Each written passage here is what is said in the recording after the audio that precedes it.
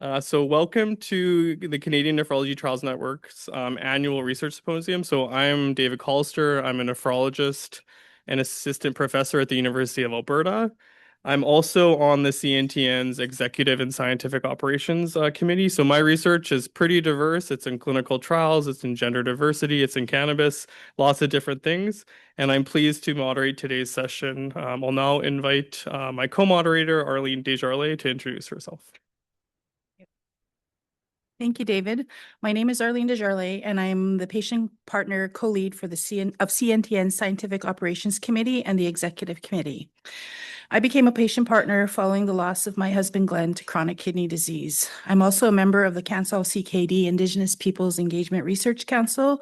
I'm actually a co-chair, and the Kidney Pro Working Group and the Knowledge Translation Community of Practice. It is my honor to introduce Elder Edith Picard to offer the welcome for the CNTN Symposium. Edith describes herself as a lifelong learner, a wife, a mother, a stepmother, and a mammy to 7 grandchildren, her family being her greatest source and pride of richness. She was born in Quebec to a Huron-Wendat father and a Quebecois mother. She is a nurse by training and worked for over 20 years in clinical research with women diagnosed with breast cancer and later with First Nations of Quebec and Labrador Health and Social Services Commission. Please help me welcome Elder Edith. Sit. Yeah.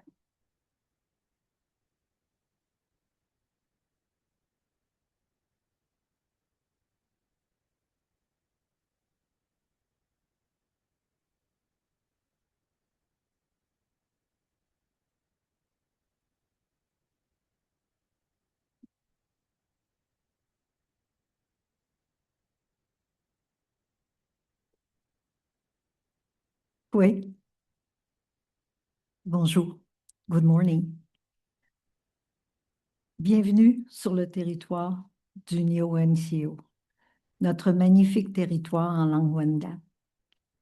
Un carrefour de rencontres tant pour les Premières Nations que pour de nombreuses communautés qui ont choisi de s'y établir ou d'en faire leur terre d'accueil. Je tiens à exprimer ma gratitude pour le privilège d'être parmi vous pour plus d'une raison. D'abord parce que je sais que je vais apprendre, mais également parce que vous m'offrez l'occasion de renouer avec une période professionnelle qui a été une source de développement personnel de 1982 jusqu'en 2005. La ligne directrice était le respect de la santé, le respect de la recherche, mais surtout, le respect des participantes et participants aux études cliniques.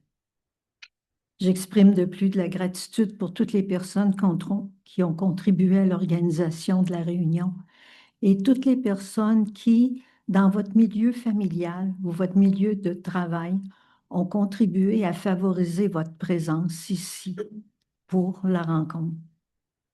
Afin d'être en harmonie, afin de faire union, je nous invite à rendre grâce au Créateur. Rendons grâce pour la terre-mère, pour toutes les forces de la nature. Rendons grâce pour tout ce qui vit sur terre, ce que la terre produit, ce qui nous nourrit et nous maintient en vie. Rendons grâce pour nos ancêtres, pour toutes les personnes présentes qui nous aident dans notre vie. Rendons grâce pour les enseignements de la nature, pour les compétences de chacune, de chacun. La recherche et les essais cliniques représentent le pouvoir de comprendre des choses qui étaient encore un mystère hier, de pouvoir transmettre ce savoir à la relève, le pouvoir d'accompagner et de permettre aux patients de mieux comprendre leur maladie, d'avoir des outils pour remonter la pente et de les habiliter à vivre avec leurs conditions. Avec le recul, je fais un parallèle avec une des forces de la nature qui est l'eau et les essais cliniques. L'eau est indispensable à la vie. L'eau vivifie, l'eau nous montre qu'il est possible de transformer tout en étant doux. flexible, souple, à l'exemple de l'effet que l'eau peut avoir sur les roches qui sont polies avec le temps. L'eau a besoin d'être respectée. L'activité humaine peut veiller à la qualité de l'eau ou lui nuire. L'eau peut également se déchaîner et être destructrice. Nous en avons une démonstration à chaque printemps. En toutes circonstances, une forme de vigilance s'impose, soit pour protéger la qualité de l'eau, prévoir ses sautes d'humeur, tout comme le fait l'éthique au niveau de la recherche.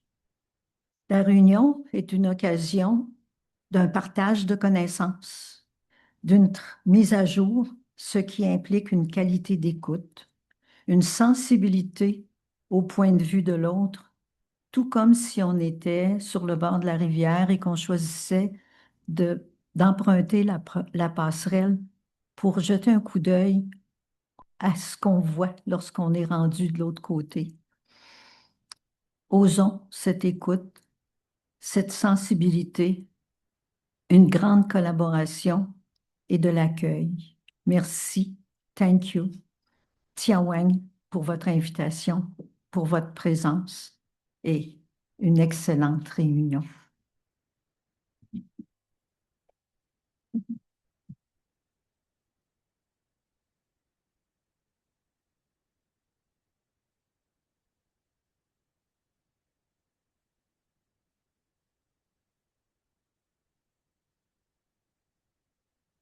Thank you, Elder Edith. Before we dive into today's activities, we would like to take a moment to honor our wonderful colleague, Hans Forrester.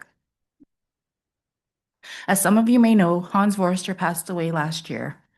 Hans was a committed patient partner in the kidney research community. He was dedicated to ensuring that patients' voices were essential in kidney research and to drive meaningful change for people living with kidney disease. So I don't know if everyone in the room knows or knew Hans, but I had the privilege of working with him over the last several years as a co-lead in CNTN Scientific Operations Committee and the Executive Committee. And he was a really omnipresent in Council of CKD on the Patient Governance Council. And then he was a patient partner on the III project in Mind the Gap, working with Dr. Clara Boehm and team. So a memorial page has been created on the Council of CKD website. I don't know if people have seen it in their emails. So it's a great opportunity to share your thoughts and remember Hans. I will always remember him as someone who, like I mentioned before, was omnipresent. He showed up, he shared his voice, he shared his story. He was really grounding the conversations, whether it was project specific or at a governance level or on the committee participating in how to do trials better. So Arlene and I were just talking a bit before, just it's weird him not being here and hearing his voice, and that will always stand out to me. So there's a couple reflections here that I'm just going to read. So first one from Katie Bain. Hans was the first patient partner I had the pleasure of working with. I'm so grateful for our many chats and everything he taught me. Thank you, Hans, for your lasting contributions to kidney research in Canada. He's definitely someone who's left a legacy with us. Kathy Woods, who many of you know, says that she worked with Hans for several years at Council of CKD and was truly inspired by his dedication to true patient engagement. Kathy and him spent many pleasant dinners and gatherings together, and she will greatly miss his wise words and counsel. My sincere condolences to his family and friends. And then lastly, Adeera, who's here today. Hans was truly a gentle man and a scholar, bringing his own research experience and attention to the details of Council of CKD in so many ways. He was grateful for all the progress made and how it impacted his life and strove to give back in all the ways that he could. He was thoughtful and kind, inclusive in all that he did. He was definitely will be missed, and we owe him so much for embracing the concept of patient partnership with the gusto that he did. A real role model for all. May he rest in peace. So I think we can approach today thinking about the work that we're doing with Hans in mind and his legacy. And he would want us to move forward and keep working to improve outcomes in patients with kidney disease. Thank you. Now we need to cover the fun stuff, a few housekeeping items, and an overview of the day. So we all have to remember this is a hybrid event, so please be mindful of both in-person and virtual participants. There will be photos taken throughout the meeting, and if you have any concerns or prefer not to have your photos shared, please let us know. Please be aware that there is going to be a group photo at the end of the day. And just before we jump in, we'll just honor Hans with a moment of silence. So we'll take some time just to reflect on, his contributions and think about the time that we spent with him.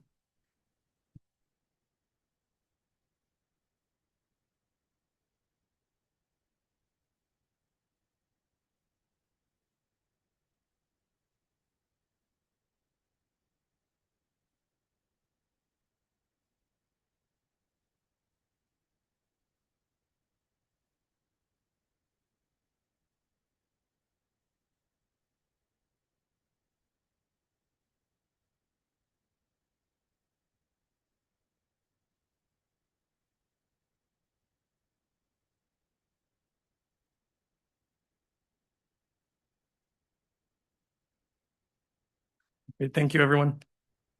So we have a pretty full agenda today. It's all located on your tables as well as there's online versions. So there's a total of 4 new projects that we're going to be discussing, 20 minutes dedicated to each, which includes rich discussion, hopefully. And then there's also a project update, and then 2 other discussions on the network in general, and specific questions related to services, groups, the future, and sustainability. So during the final discussion period, there's going to be a live quiz that'll gather feedback in real time that will really serve as the discussion point for the session that Adeera and I will be moderating. So as referenced before, there's a diverse group of people here, clinicians, researchers, patient partners, administrators. So just remember to be inclusive with your language and approaches, and we'll make this a really great day. Thanks. Thank you. Can I see? Okay. Okay.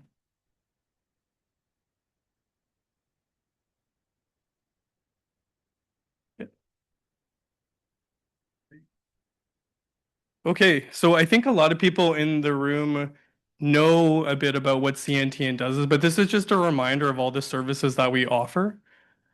So there's QR codes up there that you can scan and the links there. So just when in doubt, look at the website. So a lot of people here have utilized the letters of support request form. So I've used it myself. This is where you fill out when you need a letter of support for any type of grant or internal external funding. That's the starting point. Remember, on the Scientific Operations Committee, we have a peer review process where there's clinicians, researchers, and patient partners that review in detail your protocols. A lot of people have benefited from this, including myself, multiple times. That really serves as a foundation for grants and making the research relevant to patients and to other key informants. This is a shout out to Kidney Link. So if you want to see what research is actively going on and what's recruiting, it's out there. But also if you want to put your studies up there, and it can be surveys, it can be prospective observational research, it can be clinical trials. This is an inclusive platform to get the message out about what research is going on in Canada. And lastly, on the CNTN website, it has lots of other resources related to doing clinical trials in nephrology across CKD, dialysis, transplantation. So check out stuff for guidance on stuff like patient engagement, getting your trial up and running, and other things like that.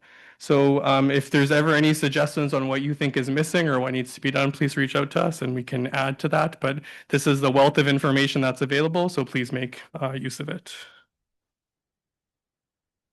All right. This is an open call to everyone in the room. My story is I got involved in CNTN as a trainee, right? And now here I am, and my photo was up there from a couple years ago where I'm a bit older with a little less hair and some more grays. But this is something that I've benefited from in my career, and I know a lot of people here have too. And we're a community that's pretty small, but we hit above our weight, and there's examples of that I'll be talking about in a second. But this network is only as strong as its members and people showing up like hands, right? So, no, these are all the communities that are available. So there's the executive committee at the top, but it's broken down into today's focus is really on the scientific operations where we're talking about resources and we're going through, studies and talking a bit about the protocols and how do we make them better. But there's other, components to CNTN, including the capacity building committee and communications and engagement committee. So it can't be the same people on the committees all the same time. There needs to be fresh voices, fresh faces, diversity across, training and, areas of research, parts of nephrology. So we need you. I'm going to take today as an opportunity to also come up to people individually and also kind of plug and probe and do that type of stuff. So I apologize in advance if I seem too needy or inquisitive about what's going on. But I think also realizing that, Anne and I were just talking about before about the ability to say no is a really important skill to have. But I think the question I always have is when I think about an opportunity, I think about how I've benefited from that previously and what my responsibility is to other people as well. So just please keep that in mind. And it might be the right time right now, but thinking about the plan and succession. And I remember like in my current role right now, it's all because Karthik, came up to me and saw my trajectory and progress and then thought about, whenever you take over a position, the torch needs to go somewhere. So there's future leaders in this room. We need you. So please answer that call. Thanks. Okay, so myself and Karthik, now we're going to present about ACT and the update. So I'm going to take the lead on this one. Karthik has been, the forefront of representing CNTN at the ACT meeting. But in the spirit of passing on the torch, I'm going to be taking the lead on this. So I'm not sure if everyone in the room knows about accelerating clinical trials, the consortium and the work that has been done across Canada for, the increasing the amount of clinical trials done in Canada and, the behemoth of work that PJ Devereaux and Guy Rouleau and all the networks and groups and patient partners involved in this. But over the last 3 years, this is an incredible body of work that I think we're all very, very proud of.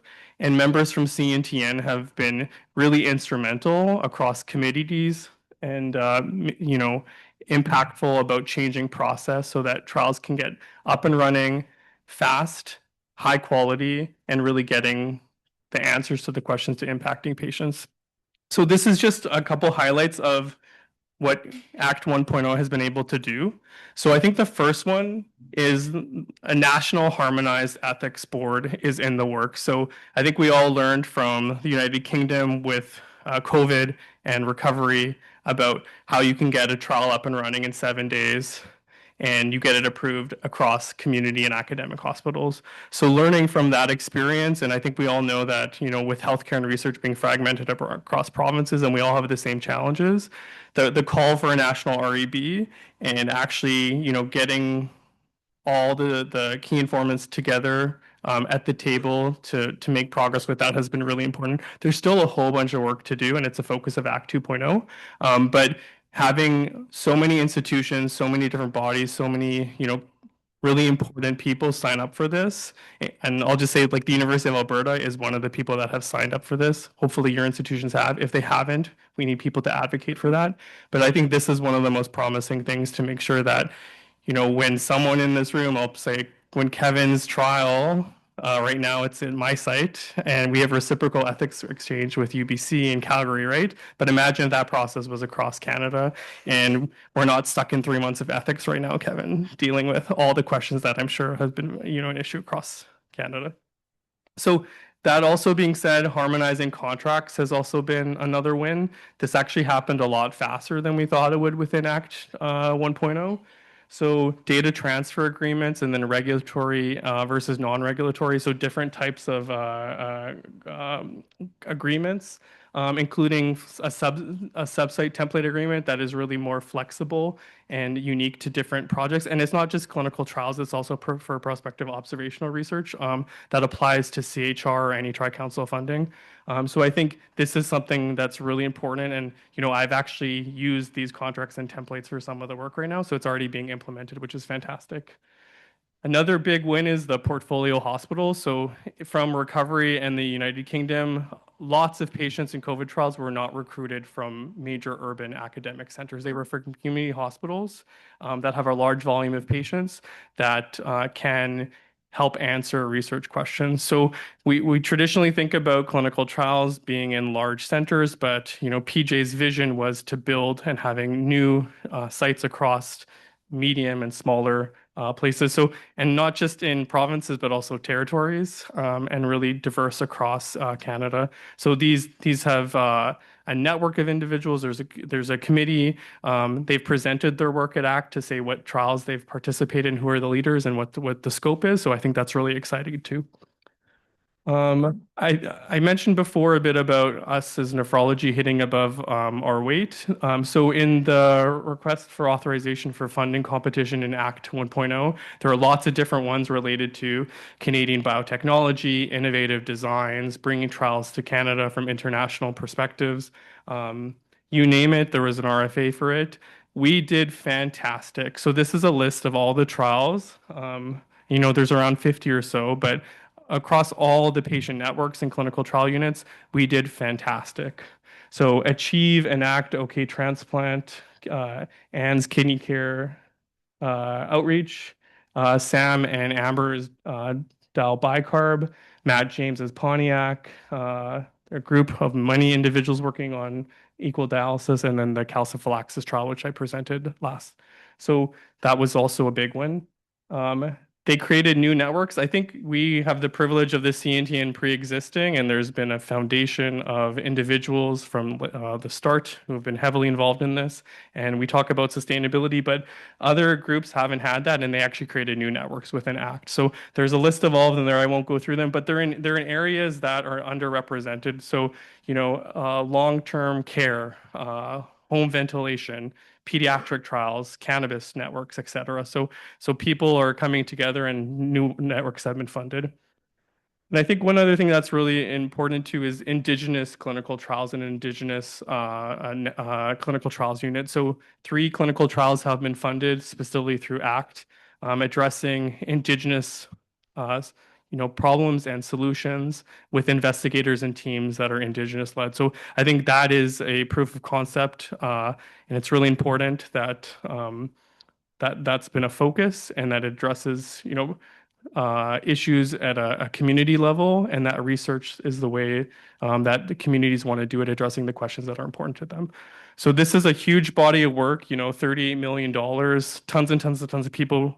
I think we should be really proud of this, and CNTN did lots and lots of contributions. This is from the grant that was submitted. You can see a lot of complete. But so I only talked a bit about the highlights that I thought, but there's so much other work that happened through the grant that is really important. And a lot of this is, well, it's been 3 years. The funding's now going to be over in July. Maybe they'll give a 1-month extension. But the question is like, what are the next steps and what are we going to do? So PJ and Guy's vision after the Act 1.0 is to really continue a lot of the same stuff. So really, we want to increase capacity in Canada to make sure that trials are the most efficient and also equitable for any country. So it's not just about being okay, it's being the best. So PJ always wants to shoot for the stars, which I really respect. And the goal is to expand a national network of clinical trial units, trial networks, and community hospitals so that all Canadians, no matter where you live or what disease you have, that you have the opportunity to participate in trials. So Act 2 is really focused on system-wide solutions. So continuation something of the work related to a single national REB process, those standardized clinical trial contracts to see how they can be improved or modified or other ones added. Faster identification of hospitals across Canada to get involved in trials. And then also a focus on electronic health records and administrative data to really reduce burdens and streamline processes to really increase efficiency, decrease costs. And there's really a big economic argument about the funds invested in clinical trials as you bring more to Canada, whether that's sponsor or investigator, that it benefits Canadians and it really, pays for itself and is cost effective as a intervention.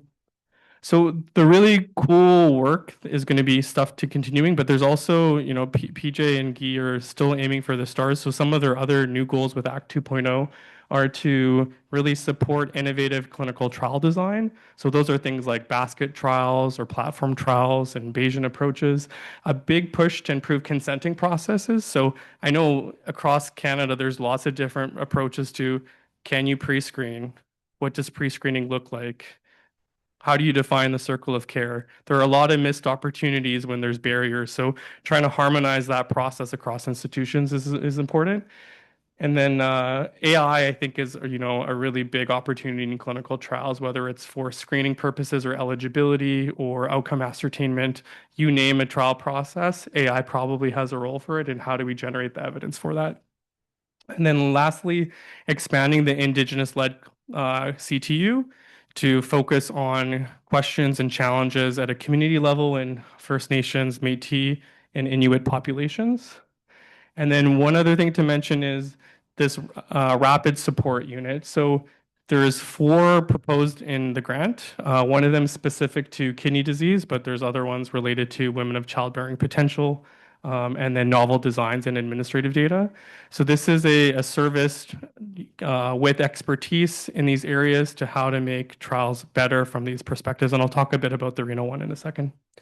So the overall goal is by improving the trial ecosystem in Canada, which I think arguably Act 1 has already done, but it needs to be sustainable and we need to continue the work. So Act 2 will continue to improve access to trials, improve health outcomes for Canadians, and deliver long-lasting benefits to trial, and really recruit people to come to Canada to do their trials so that we can all benefit from them.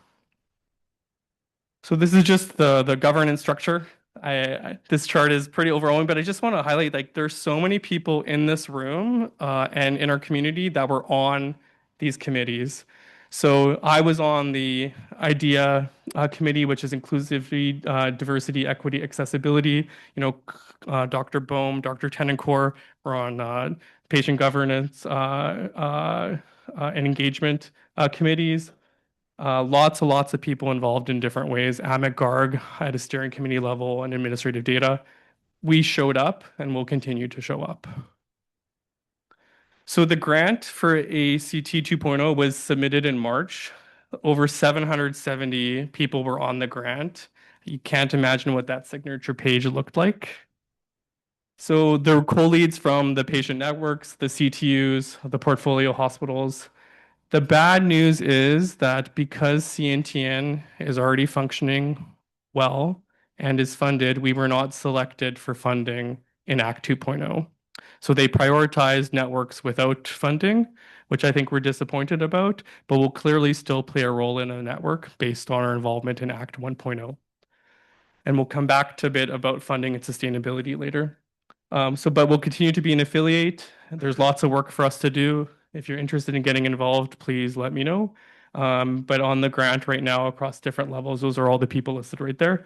And we'll find out a decision in July and hopefully good news. So just a comment about this kidney trial rapid response service. So I think I actually gave a presentation at the ACT meeting in Cape Breton last year.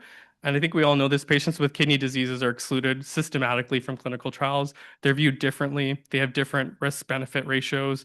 They're more complex. There's comorbidities. There's polypharmacy. It's easy to just exclude patients with kidney disease. That doesn't make it right. Sometimes it's justifiable, sometimes it's not. But really, it affects our generalizability to our patients so that I don't know what to do with a DOAC in patient. I don't know what to do with a GLP-1 in a patient, right?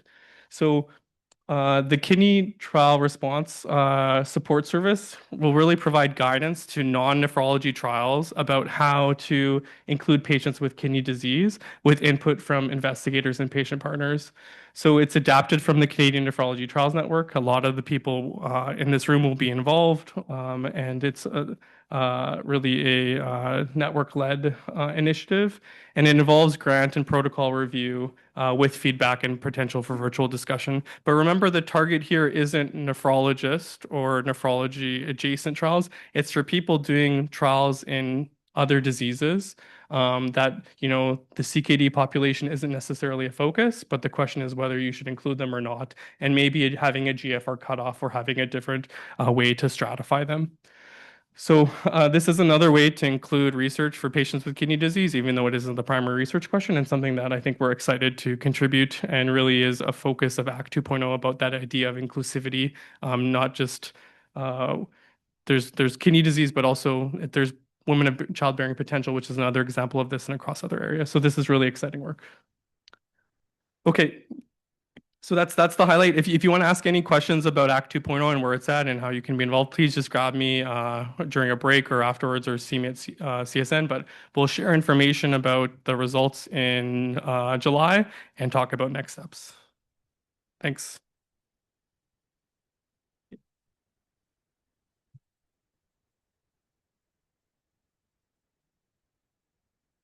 Thank you, David.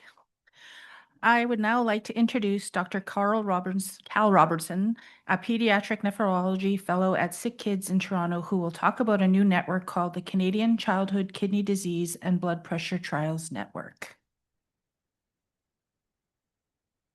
Yeah, thank you very much. And in the process of transitioning from fellow to full early career researcher and pediatric nephrologist. But yeah, thank you very much for the presentation, Dave. And what I'm going to be presenting on today is a new pediatric kidney disease and hypertension clinical trials network that we're launching over the next couple months. And really just to start by emphasizing that, none of this would be possible without the work already that's been done by CNTN and ACT, laying the foundations for this sort of a trial for a very vulnerable population in Canada.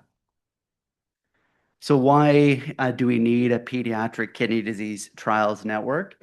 I'll just put a few titles from some recent articles that I really think drive home the problems. So for new kidney disease therapies like SGLT2 inhibitors, MRAs, other things, there's on average a 13-year gap between when these therapies are approved for adults and when they're eventually approved for children. And these are the medications that actually do get approved for children. So there's, a whole host of medications that never get studied in children. They start to be used off-label. We never have any evidence really to support their use or their safety in this population. And I think that this problem actually has the potential to get worse over time with the acceleration of discovery in adult CKD populations, in glomerular diseases. It's a very exciting time for adults, nephrologists who have access to new therapies to really improve outcomes for their patients. And, the more therapies that are available, the more that we need to study them in pediatrics. And really this problem could get worse if we don't start to do something about it. This is a very sad problem for me. And I'm sorry for all the cat lovers in the world, but SGLT2 inhibitors have been approved for adults. They've been approved for use in cats. They still have not been approved for use in children. And now we're 10 plus years from when these drugs first started to get approved. So I think hopefully people feel that our children are at least as important as our cats. So, what is the burden of childhood kidney disease and chronic kidney disease? This has a huge global impact, very high morbidity, high rates of mortality, huge impairment to functioning, quality of life, not just of children, but of families and their communities. This has kind of unique consequences in children, maybe less relevant in adults, including growth, neurocognitive development, school and educational attainment, and huge impact on quality of life.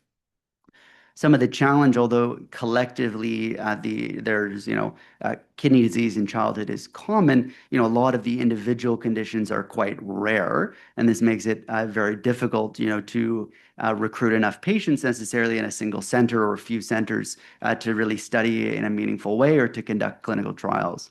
One of the other challenges we have is the heterogeneity, not just in our patients, but also in the diseases, with much higher rates of genetic forms of disease than in adult populations. We know I don't need to convince anyone in the room here that clinical trials are good and that we should be doing them. What are some of the challenges to doing clinical trials in children? As we said, small populations at individual centers. Our patients are geographically dispersed across the country. These participants are vulnerable from an ethical perspective in that they often can't consent themselves for research and have a consent from a caregiver or subsequent decision maker. Thankfully, hard endpoints or outcomes like death or kidney failure are rare in children and take much longer to develop, which is great for our patients, but makes it harder to study new medications in clinical trials, in that we need to think creatively about what outcomes we use, and often using what are called surrogate outcomes, things that we can measure sooner within 6 months or a year, to be able to really prove that a treatment is effective or not. And historically, because of many of these challenges, there's been limited infrastructure experience. There's also limited funding for these studies from industry, since the capital market for a lot of these drugs in the pediatric population is not a big incentive for them. So with these challenges in mind, what consequences does this have? So less than 10% of clinical trials enroll children. Less than 60% of pediatric trials that are even initiated are ever completed. This is much worse than for adult clinical trials. You can see over time, there's been a significant increase in the number of clinical trials being done in adult populations. There has not been any significant increase for pediatric or for mixed clinical trials with both children and adults. And in Canada, this is a problem globally, but almost all of the medications we use, particularly for kidney disease, are prescribed off-label without evidence supporting their use. What are the risks of that? So my take-home or key point there is, excluding children from trials is not a safe default. This is often viewed as the case, but without this evidence, we're actually putting our individual patients at greater risk every time we're prescribing these therapies off use. This leads to delayed or lack of access to potentially effective treatments for children, has a huge impact on decisions that payers make about funding for these medications. So even if available to prescribe, our patients may not be able to access them. We're really denying an already vulnerable population the right to evidence-based treatment. We rely on extrapolating data from adult clinical trials, which may not be directly relevant to our populations, and there's certainly unique considerations in that population. And because of this, each individual doctor is, taking different information from these adult studies, there's huge variation in practice in pediatric kidney disease, and this can lead to significantly unequal outcomes across the country. And as we said, off-label prescribing effectively becomes an uncontrolled experiment where, without the evidence to support using each individual trial without going through any formal consent process is having an experimental treatment, which may be ineffective, or even worse, it may cause actual harm. So, addressing the problem, what can we do to kind of try and start to solve this problem here in Canada? And what we're setting up is the KIDBP Trials Network. This will be a national network, including all Canadian children's hospitals and their kind of affiliated satellite and community sites, with a mission to advance clinical trials in childhood kidney disease and hypertension, addressing patient-centered priorities and promoting evidence-based therapies for our patients. What does the vision look like? So we want to establish a collaborative national trials platform. We know that clinical trials can't be done at individual centers when we have rare conditions. We want to create this platform that investigators can bring trials to the network, and these trials can very efficiently and rigorously be implemented at multiple centers across the country. And I think a lot of the infrastructure that David talked about from ACT is going to be hugely valuable in this process in terms of streamlining ethics and contracts for the network. We want to advance clinical trials that address key patient-centered priorities, and patient engagement is really integrated throughout every step of building this network and in the operations, and making sure that the questions that we're asking are actually those that are meaningful to our patients and their families. Increase capacity across the kidney disease spectrum. So this is a big issue in pediatrics, particularly where there may be trials in high blood pressure or chronic kidney disease, but particularly genetic and rare kidney diseases. Forms of congenital kidney disease are often omitted from clinical trials, and we want to make this as inclusive as possible across a range of common and rare kidney diseases. We want to continue to advocate for inclusion of adolescents and older children in adult clinical trials. I talk with every adult nephrologist doing clinical trials about the need that, these protocols can be implemented safely in teenagers. There's really no reason that a lot of the trials that have been done over the last 10 years couldn't have included children. So I think that part of this network will build the capacity and create contacts and kind of a triage system so that adult investigators who might be doing clinical trials that are interested but don't have experience recruiting adolescents can easily reach out to us. We can support that, integrate that into their clinical trial designs as well. Knowing that rare disease clinical trials pose these unique challenges, we want to advance different methods and the use of novel outcomes to be able to facilitate these trials. This includes, Bayesian adaptive methods, N of 1 trial methods, pragmatic designs, integrating follow-up with healthcare data, administrative data across the country. We want to promote participation in industry-sponsored trials. There's a lack of funding, but we are at an exciting, I would say, precipice in pediatric nephrology that there's a host of different drugs that have now been approved for things like IgA nephropathy and chronic kidney disease. Industry often has pediatric investigation plans where they're mandated by FDA or EMA. Unfortunately, Health Canada doesn't have a mandate for pediatric investigation plans yet. But often they are looking to study these drugs, and we want to make Canada an enticing place for them to come and to establish their trials across multiple centers easily. We, again, acknowledging the need for collaboration, particularly for rare and genetic diseases, want to build international collaborations with networks that are also being developed in the UK, Europe, and Australia for clinical trials in childhood kidney disease. And as we mentioned before, having meaningful patient partnership and engagement throughout our network development and in each research study. So what will our approach look like? So I'll talk a little bit about our first meeting in an upcoming slide, but what we want to do is set and prioritize a national clinical trials agenda with involvement from key stakeholders and patients, children, and their families throughout to really set, what should our priorities be in terms of the trials that we're looking to support over the first few years. We want to primarily support investigator-initiated funding applications through similar mechanisms as CNTN, letters of support, review of proposals, work with some of the sub-platforms in terms of developing trial design, pragmatic methods, and collaborations. Develop centralized infrastructure, resources, and expertise to help investigators looking to participate or lead clinical trials, creating templates and guidance documents for some of these processes as well. And as we said, advocate for pediatric representation in adult industry-sponsored and investigator-led trials. Governance of KIDBP trials will look fairly similar to CNTN with an executive committee involving both pediatric nephrology trialists, patient partners, and representation from CNTN. We'll have several sub-platforms, including one focused on advancing international and industry-sponsored research collaborations, one methods and analysis hub looking at advancing innovative trial methods and outcomes, a patient engagement committee, as well as individual advisory councils for the studies that we're doing, and then a pragmatic population health, leveraging what I think is a huge strength in Canada in terms of how we can integrate clinical trials into health administrative data, particularly for children where these outcomes may occur much later, years after, an intervention. Being able to have that long-term follow-up in these trials will be really important.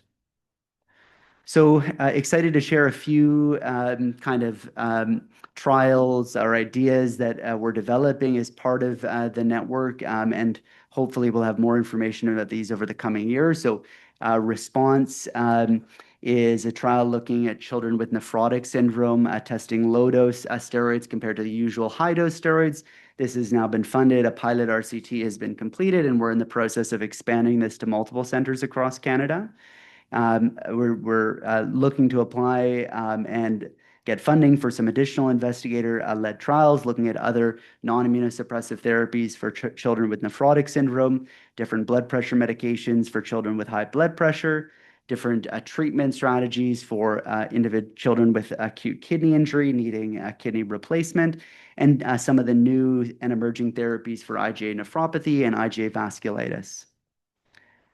As we said, it's also an exciting time that we have some interest from industry and trials that are ongoing or in the process of launching, looking at treatments like empagliflozin, an SGLT2 inhibitor for children with chronic kidney disease, finerenone in chronic kidney disease, treatments for genetic kidney diseases like APOL1, as well as treatments for glomerular diseases like IgA nephropathy, FSGS, and other conditions.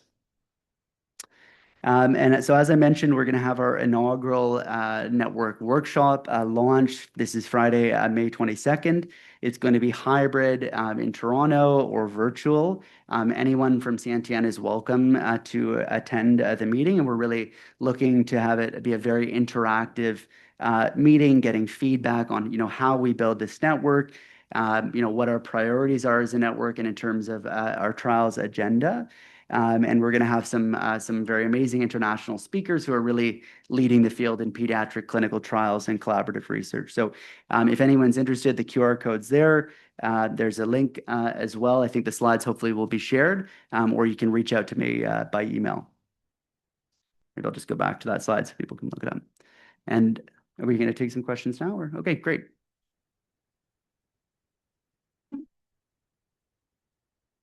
We have a couple minutes for questions. So there's microphones here. So if you have a question, just lift up your hand and they'll make a way over. You might start with the first one. This is really exciting, I think. So, and these people grow up, right? And they're not always our problem. They do become your problem. Yeah. So, like Dr. Emily Christie, who's a transplant nephrologist at my center, just gave rounds on young adults, and like the question of like when someone turns 18, how come we can all of a sudden give this intervention or multiple interventions? So I think this is really timely and relevant and important. So the question, I also love the name Baby Wisdom for a trial. Hopefully we'll see more babies out there. So my question is about patient engagement in the setting of, pediatric nephrology trials. So it's generally a dyad or a family that you're engaging, or maybe just an adolescent, and their outcomes and focus might be different, right? Yes. Could you tell me a little bit about like what your experience and approach has been to is when there's conflict between a caregiver and the patient about what matters to them and how to do the trial? Yeah, no, it's an amazing question. This is the problem we face every day clinically in practice in pediatrics too, is that you have two patients. You have, the child in front of you, and you're also dealing with the family and what impacts the disease has on them as well. So I think, I'd start by saying that, this is an area that we're comfortable and familiar in as pediatricians navigating. But this is how we set up, all of our patient engagement activities, is that we need to consider both the interests of the individual patient and of the family. So when we're, setting up patient advisory councils, we typically try and have both, adolescents or older children and their parents or caregivers being a part of that patient council. And, if only one wants to participate, that's fine as well. But at least we try to balance, the representation from both sides in these councils. I think, I haven't experienced too much conflict in any of these situations in terms of what the priorities are. I think the priorities are usually similar in terms of, what is impactful or important to them. Sometimes there are some differences in terms of, what the adolescent maybe wants or expects in terms of functioning and what the family is worried about, which is often, long-term, what's going to happen to their kidney health. And the adolescent is thinking a little bit more short-term sometimes. But I think both of those opinions are very important and valid. So it's never really been a either or, we can try and integrate both of those in terms of, what outcomes we're assessing, how we're designing our studies. So yeah.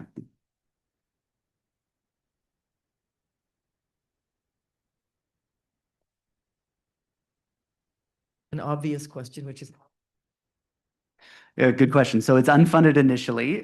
So we're exploring different funding options now. I think one of the strengths we have as a pediatric community is that, we've done a huge amount with very little over the years, and we have an incredibly collaborative network across the country who are very excited and engaged and, willing to volunteer time for these sort of things, and really passionate about that. So, we recognize the need to, establish funding to really build the capacity of this over time. So that's something that I'm working on now. And then, hopefully, eventually we can apply for kind of network or team grants that would really fund this going forward, Sam. Also, like a follow-up question, in some of the larger cities, there are adult nephrologists who are interested who are running transition clinics. Yep. And I'm wondering whether they would be great allies. Yes. With you and for you, and actually formally integrating those people, or a call for those people across the country, because that would actually tie you to the adult hospitals as well.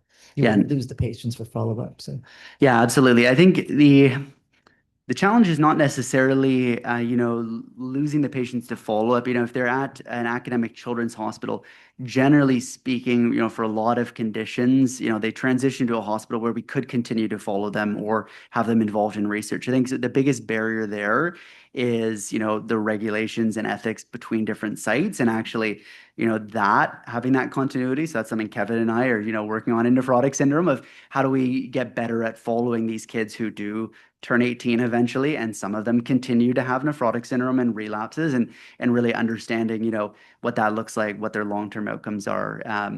So yeah, no, we have a lot of people interested in the kind of transition, and I think that that's, essential to this as well.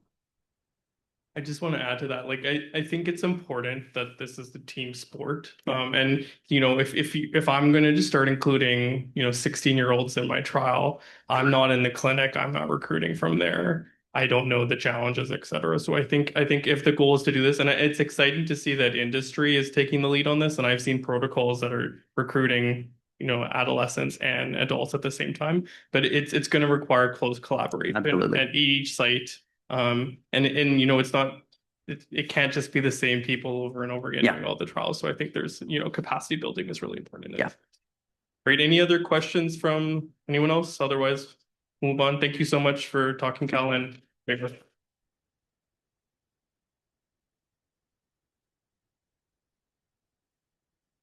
So just one quick mention, if there are lay summaries located on the table, I just want to thank all the presenters for taking the time and energy to create the lay summaries, so just that everything's accessible. So please take a read if you're interested. So we're going to move on to the next presentation. So I have the pleasure to introduce Dr. Kevin Yao, who's a nephrologist and clinician scientist at the University Health Network at the University of Toronto. Clinically, he practices as a nephrologist in the glomerulonephritis clinic at Toronto General Hospital, and his research focuses on health services and clinical trials. Kevin will be presenting the GUARD-1 trial that I'm happy to share that we are a site at the University of Alberta. Thanks.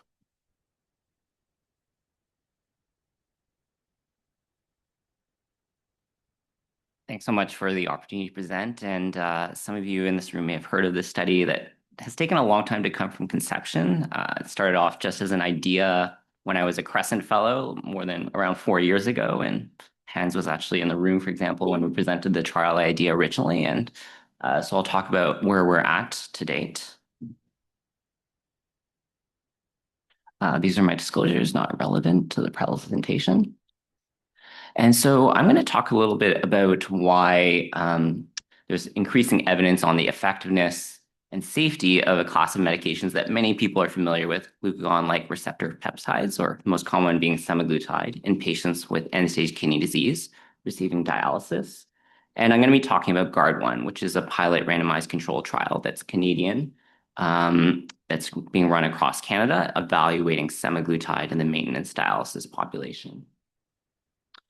So GLP-1 receptor agonists, semaglutide being the most common one, have been actually around for a long time. They were initially discovered as a class of medication called incretins, and they increase the secretion of insulin, and they help regulate glycemic control, and were developed as treatments for diabetes. Since then, a lot of different benefits of this class of medication have been recognized. The most popular one being weight loss that patients love, but also have a lot of benefits on the heart and the kidney, which a lot of people in this room are excited about. And you always see in the news more things like alcohol cessation. And so it seems that they may be beneficial for many different health conditions. A lot of these studies have had cardiovascular studies that have been done. It was mandated by regulatory authorities that the cardiovascular safety of medications for diabetes be proven. And it turned out that this class of medications were shown to have large benefits on cardiovascular events, major adverse cardiovascular events. That includes heart attacks, includes strokes. And although there's a lot of different studies that are shown on the slide in this meta-analysis, there's different types of GLP-1 receptor agonists. Just happens semaglutide is the most common. When you look at all the different studies that have been done, they overwhelmingly do suggest benefit on cardiovascular events. Some other medications that we use, like SGLT2 inhibitors, actually don't show a benefit on stroke. This class of medication seems to show a benefit on stroke. From the kidney side, we've been quite excited that kidney outcome trials to evaluate this class of medications have been undertaken. So many people may be familiar with a trial called the FLOW trial in this room, and it was developed with patients with kidney disease with diabetes in mind. And so it was a large clinical trial that looked at patients who had diabetes, type 2 diabetes and kidney disease in over 3,000 people. And the main outcome that the study looked at was a composite of kidney disease and cardiovascular events. And this study was actually stopped early for benefit and demonstrated benefit on kidney and cardiovascular endpoints. And when you look at those things separately, it does reduce for example, your first cardiovascular event, including heart attacks and strokes in patients with kidney disease. However, this trial, we've been talking a little bit about clinical trials being a little restrictive. Patients with lower kidney function, eGFRs below 25, were excluded from this trial. So we're not necessarily able to extrapolate. And when these drugs are approved, they're not necessarily approved for patients with low kidney function. At the same time, there's been a lot of interest in this medication. We looked in Ontario at people using GLP-1 receptor agonists, mostly semaglutide, and we compared them to a medication called DPP-4 inhibitors that are used for diabetes, but don't have the same cardiac or kidney benefits. And we found a really similar thing. These medications in the whole range of kidney disease, including patients receiving dialysis, patients with a kidney transplant, we saw a reduction in the risk of cardiovascular death. And this was fairly prominent even in patients with advanced chronic kidney disease. And so there's been very limited experience in patients with end-stage kidney disease to date. And this is what the actual product monograph says. And so although some people are using this off-label in their patients, I know David tells me that he doesn't hesitate for someone who needs to lose some weight for a transplant. There isn't actually, hard clinical trial data that supports the use, and there is an evidence gap. So there have been increasing use because many people are excited by this class of medications. This is a Canadian study that happened in Quebec. There was a site in New Brunswick as well. And they looked at patients who were receiving dialysis who were obese, and 41 of them were taking semaglutide. It is an observational study, so there's inherent biases, but about half the patients were able to get to the full dose of 1 milligram weekly of semaglutide. And they did see that over time, patients who were taking semaglutide lost weight, about 3 kilograms, which is maybe less than in sort of some of the obesity trials, but they still lost weight. And another reason that people are quite excited about this class of medications is that just like some of David's patients, some people just need to lose some weight in order to get a kidney transplant. They may be otherwise relatively healthy. They may not have cancer or coronary heart disease.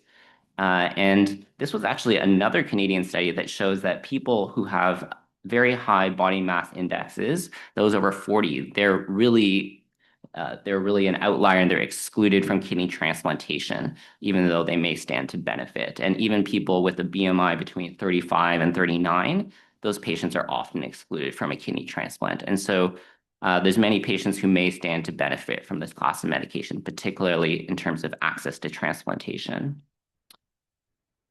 There have been larger studies that have since come out in the last year or so. The US has large databases on all of their dialysis patients, and they actually had a fairly large study which included over 2,000 patients receiving GLP-1 receptor agonists who are receiving dialysis. And it is just an observational study, so there's inherent limitations, but they compared these patients to those who were not.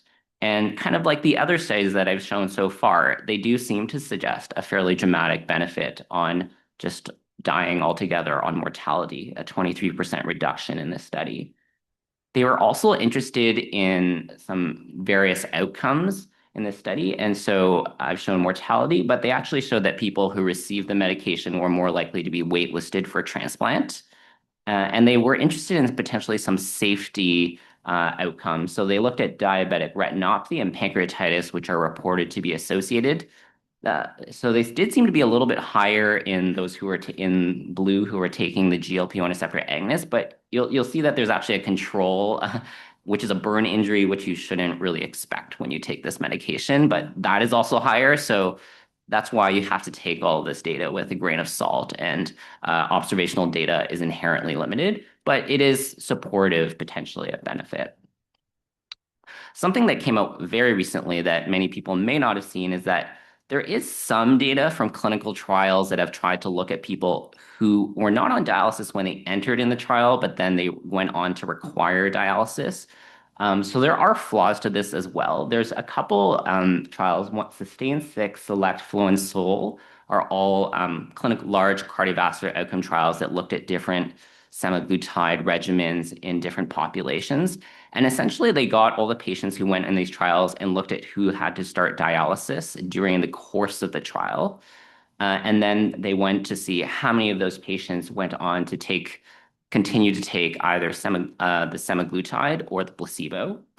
So there are flaws to that because the patients did start dialysis after they were randomized. So there's some biases in who were picked, but they looked at what happened to those people. So you'll see that about 71 people who were taking semaglutide continued to take it after they started dialysis. And then about 94 in the placebo group took it. And actually, similar findings were shown in that the people in the darker blue were taking semaglutide. MACE is the cardiovascular events, and it was lower in people who were taking semaglutide. They did try to look at serious adverse events. It is a little bit messy. It was lower than in those who were actually taking the medication. But you'll see that on the right, I've shown that they actually talk a lot about one person who seemed to throw off all the results. So there was one person taking semaglutide who had 43 serious adverse events during the course of the study. And despite that, they kept taking the medication, and a lot of those were adverse events that were potentially related, like nausea and vomiting. So they actually do all these analyses where they try to remove that patient, and then all the data changes. So it just shows you that even though this is a secondary analysis of a clinical trial, it's still doesn't tell you the full story, and there's still limitations to this. But it is, again, supportive of potential benefit in this population. So why not just extrapolate from all those other studies to patients with dialysis and from our chronic kidney disease populations? In nephrology, we have sort of a history of trials that have been successful in CKD populations, but not dialysis. Some in the room may be familiar with statins and dialysis, and there's quite a bit of controversy about it, and I'm not even sure if it's fully settled. It still comes up, rears its head from time to time. But there were studies that looked at and showed benefit of statins in patients with CKD, but there were trials called 4D and Aurora that actually seemed to not show benefit in the dialysis population, and it potentially suggests perhaps there's something different in patients who are receiving dialysis. And so there is a need for dedicated trials in our dialysis patients. And our patients who are receiving dialysis are very high risk for cardiovascular disease. So this is a fairly old figure, but it really strikes a chord in that people who are young starting dialysis compared to their age-matched peers, those who are 25 to 34, the risk of dying is 500 to 1,000 times higher. So there's really a striking need to do something for these patients. And there's a lot of interest in seeing what we can do. And there's a strong rationale that this class of medications can benefit. I've shown you a lot of data already about studies that seem to support benefit. And we know that these patients are high risk for cardiovascular disease.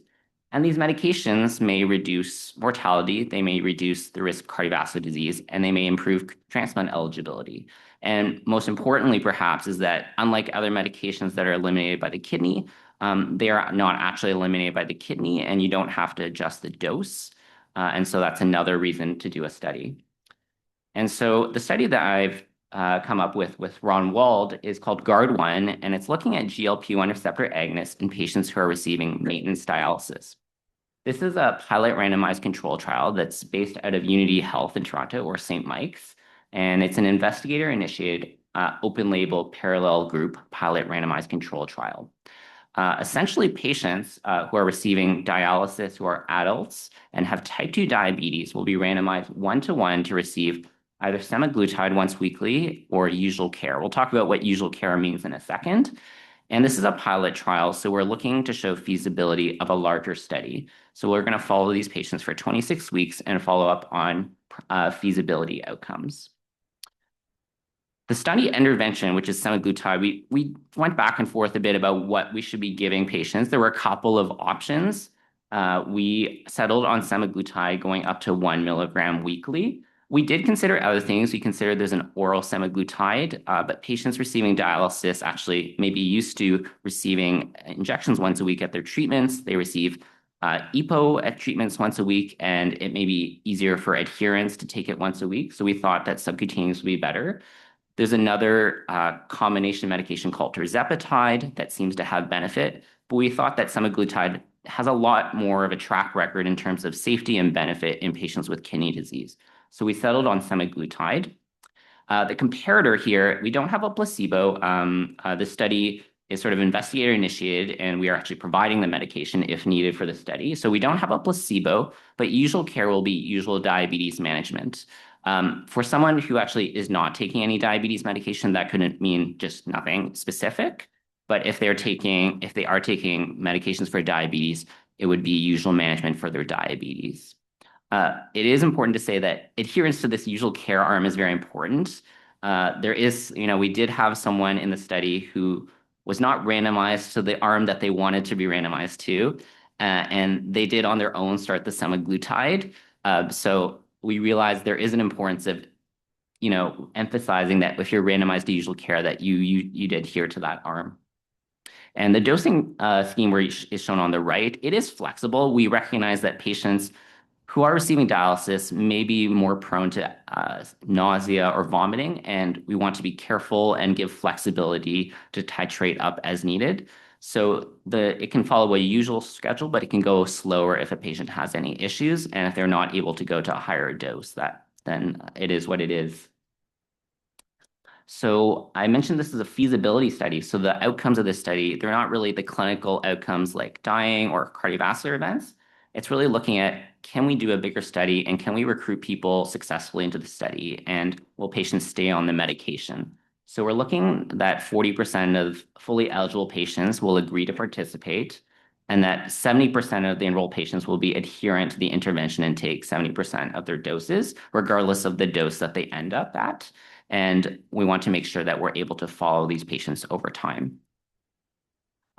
We are collecting, of course, clinical information. It's about 100 patients, so we may not have that many events, but we're interested in cardiovascular events. We're interested in changes in body weight and BMI, blood pressure, insulin dose changes, lipids, also calcium, phosphate, parathyroid hormone.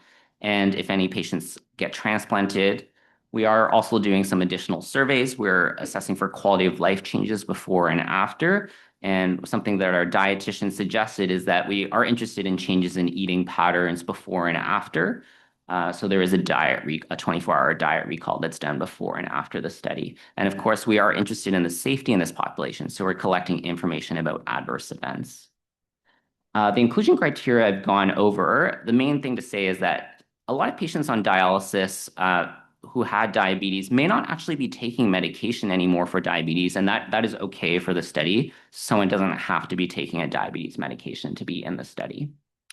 In terms of the exclusions, they're fairly typical for this class of medication. Most of them are related to safety. So people who have type 1 diabetes should not be in the study. anyone who's using a GLP-1 receptor agonist already should not be in the study. And because of potential safety concerns, anyone who has thyroid cancer or pancreatitis or a history of something called MEN type 2 should not be in the study.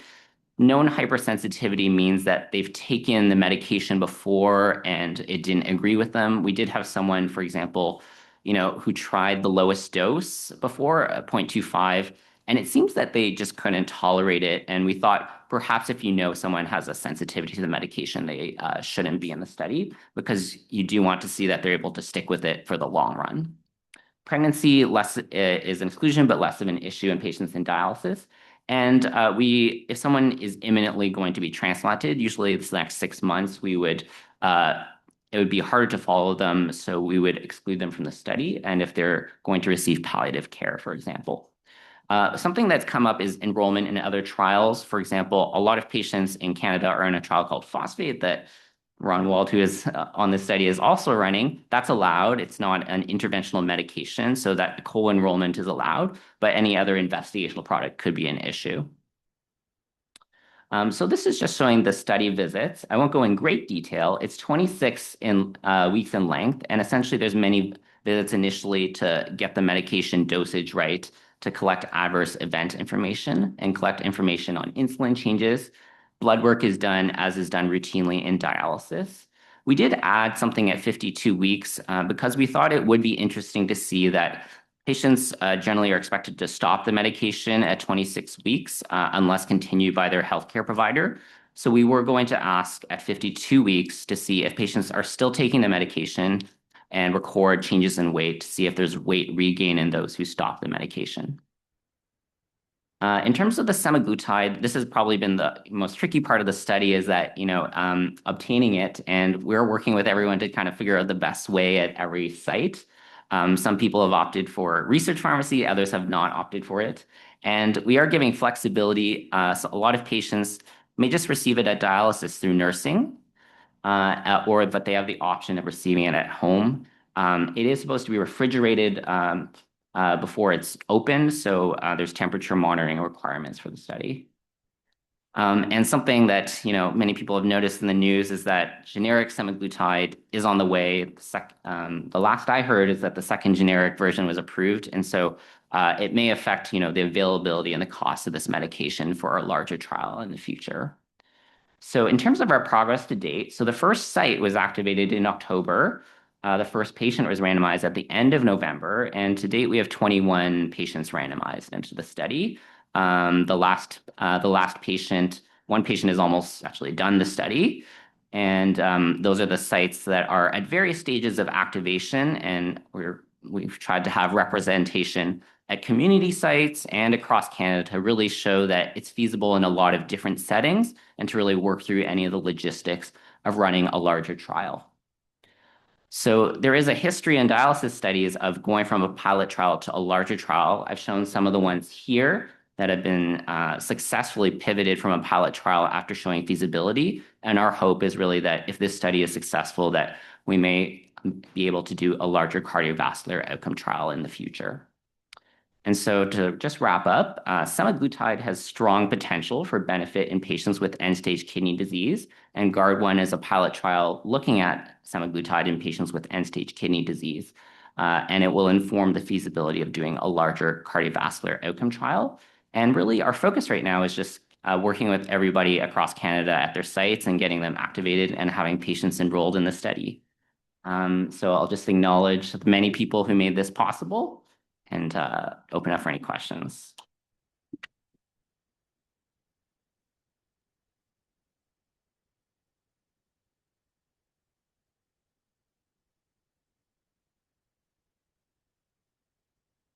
So thank you very much, Kevin. I was looking at the dose, 1 milligram. So FDA approved dose for weight loss is 2.4 milligrams. I mean, at least 1.7 to 2.4. Are you worried that you might be underdosing, especially with regards to weight loss? With diabetes, I have no problems. I think with weight loss, it might be an underdose. Yeah, that's a good question. And we did think about that because, some patients who have obesity, you're allowed to go up to 2.4. I would say that sort of for the CKD, for example, the FLOW trial, 1 milligram dose was used. The other practical issue is coverage, is that it's difficult to obtain the 2.4 milligram dose for many patients because currently, for example, coverage for the obesity is not easy across Canada. And so for both of those reasons, we opted to stick with the 1 milligram dose. But it is a good point that some patients who really have significant obesity, potentially they could benefit from a higher dose, but we've stuck with the 1 milligram in this study. Now, to Cal's point earlier, significantly similar 16-year-olds and 17-year-olds on dialysis. Like, could you imagine like reducing your age criteria and including some pediatric? Because some of the adult hospitals are dialyzing 16 and 17-year-olds that are big people. So I might ask that if they were available. Yeah, that's actually a really good point. And me and Cal were actually talking that there are studies, of semaglutide in younger non-adults and increasing evidence. So it's definitely a possibility. And for example, if we did a large trial, perhaps the cutoff could be lowered to like 16 or 17. Hi, thank you. I'm Amélie Bernier from University of Montreal. First of all, congratulations. This is a very needed trial. My question is, we know that in dialysis population, low BMI and protein wasting syndrome is associated with worst outcome in this population. And this is a medication that has the potential of reducing their calorie intake substantially. Did you consider an exclusion criteria for low BMI, frailty, or low muscle mass?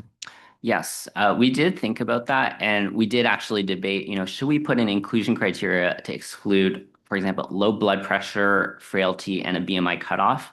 We did want to be inclusive for the inclusion criteria to not, accidentally exclude people who might be eligible, who might be good.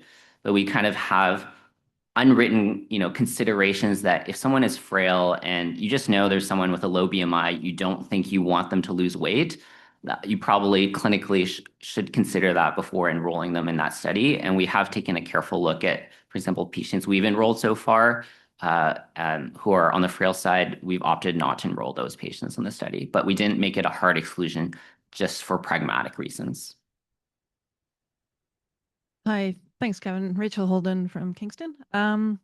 My question is similar to the last one. I was just wondering, in future iterations, is there any consideration for actually looking at body composition, specifically sarcopenia, dialysis population? Yeah, that's a great question. And there's a lot of questions or discussion now that comes out about sarcopenia, with the use of these medications, and it relates to the frailty question. It would be a great thing to look at. It mostly would depend, I think, on the feasibility of doing that in the patient population. And if we did it, it would be in a subset perhaps of the population. So we haven't done it here mostly for pragmatic purposes, but it would be a great study.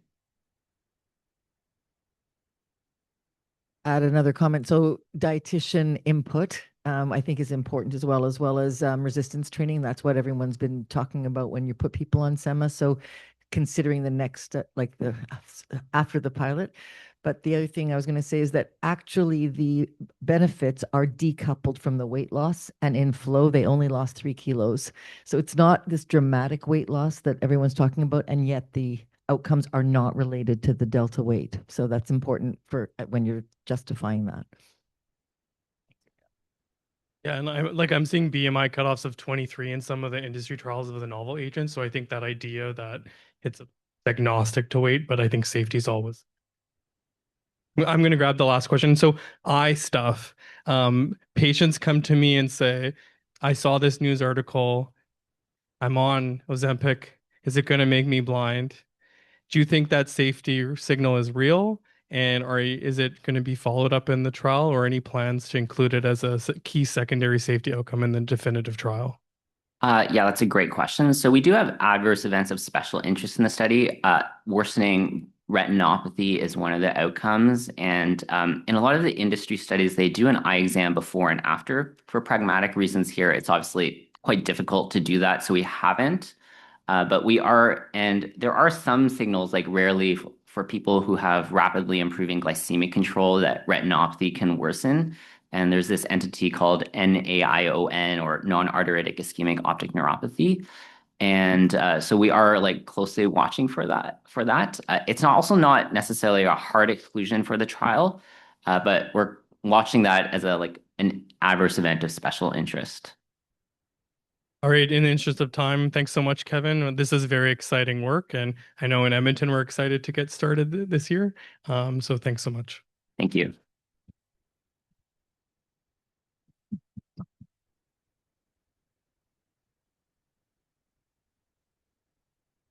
I would like to introduce Dr. Christine White and Dr. Rachel M. Holden, who will be presenting the DLITE trial.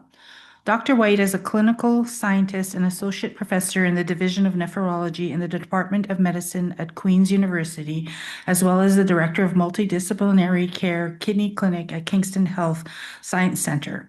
Dr. Holden is a nephrologist and a professor in the Department of Medicine with cross-appointment to the Department of Biomedical and Molecular Sciences at Queen's University.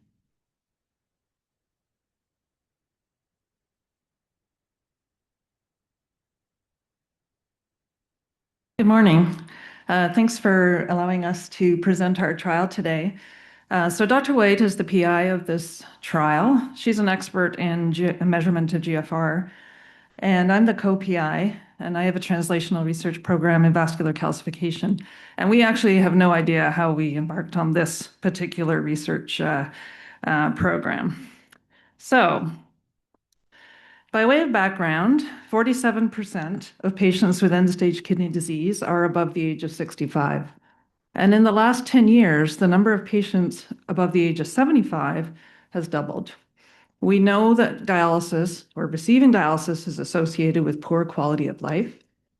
There's also high societal and patient-borne costs of requiring dialysis. And the CSN did a survey that demonstrated that 70% of patients reported a substantial drop in their household income after having to start dialysis.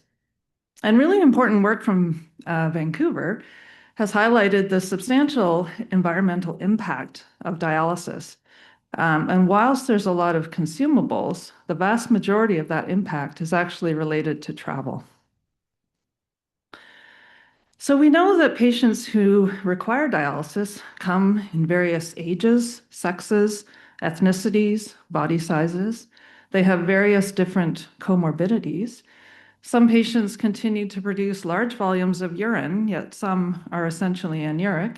Some patients consume large amounts of protein, some eat less. And finally, patients have different life goals. Yet despite this, for the most part, we provide 4 hours of dialysis 3 times per week. And Braden Manns put together a group that's now over a decade ago where nephrologists, allied health, patients, caregivers were brought together to discuss what the research priorities were. And the number one research priority for patients was how does one determine the optimal length of time and frequency of dialysis for a particular patient? And how can dialysis be tailored so each patient gets effective dialysis in the shortest possible time? And for caregivers, how could dialysis delivery be improved to offer patients the best quality of life? So there are alternatives for less intense hemodialysis options, such as shorter hemodialysis treatments, incremental hemodialysis for those that have a fair amount of urine output, with dose escalation based on residual kidney function and achievement of hemodialysis adequacy targets. But we believe that twice-weekly hemodialysis is straightforward, it's easy to integrate into the usual flow of a dialysis unit, it saves travel and associated costs for patients and families, but has not been well studied. So why rethink our approach in the elderly specifically? It's an identified priority of elderly patients receiving dialysis and their caregivers. Elderly patients approaching dialysis are willing to trade off 7 months of life in order to reduce the number of visits to a hospital for dialysis by 1 session per week. And there's also uncertainty as to whether hemodialysis confers survival benefit. So when we started this research program, we started with a systematic review. And like many systematic reviews, there were small studies, observational, retrospective. There was no clear signal from this systematic review. And so we concluded that RCT evidence was required in order to inform clinicians who prescribe dialysis, guideline developers, renal programs, as well as patients. So we embarked on the DLITE, the pilot DLITE trial. This trial was started with support from the Ontario Renal Network and then was funded by the AHSC AFP Innovation Fund, which is a provincial funding body in Ontario. And we compared twice-weekly dialysis to thrice-weekly dialysis in incident patients requiring hemodialysis who were of the age of 70 or higher. And with the pilot study results were published just last year. And in the commentary that accompanied the article, they highlighted that this was a pragmatic, patient-centered model that was especially suited for the elderly or for frail individuals, and that we were to be commended for prioritizing patient-centered, symptom-guided care. And what makes our trial different than the other studies out there on incremental dialysis is that there's no minimal residual kidney function required in order to participate. Instead, we look at dry weight achievement and ultrafiltration rate. There's no targets of hemodialysis adequacy, and prescription is not escalated by adequacy targets, but by important clinical outcomes, such as urgent unscheduled hemodialysis for hyperkalemia or volume overload. So we screened patients 70 or older who were starting dialysis. We didn't approach patients for enrollment until week 7 because a lot changes between week 0 and week 7 in this population, including recovery of kidney function. Once patients provided informed consent in order to participate, then they enter a 5-week run-in period where we measured potassium every week. We addressed intradialytic fluid gains, optimized diuretics with dietitian assistance. And if they met certain criteria, so their potassium was less than 5.4 on weeks 4 and 5, and their mean ultrafiltration rate was less than 8.7 cc's per kilo per hour, then they were eligible to be randomized to either twice-a-week dialysis or 3 times a week dialysis, and the trial period lasted for 42 weeks. Now, because this was a pilot study, similarly, our outcomes were feasibility and safety, but we also gathered quality of life outcomes as well. So this is a summary of the pilot study results. 72% of patients approached to participate wanted to participate in the trial. And of those, 62% were randomized. In terms of the adherence, it was close to 100% in both arms, adherence to the assigned treatment arm. In terms of the outcomes, so for urgent unscheduled hemodialysis, there was 1 session required in the twice-weekly group.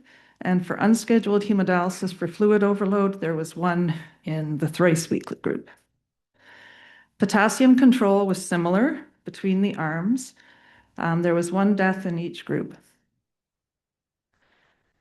Now, recently, we decided to follow up on what happened to the participants who had participated in our pilot trial.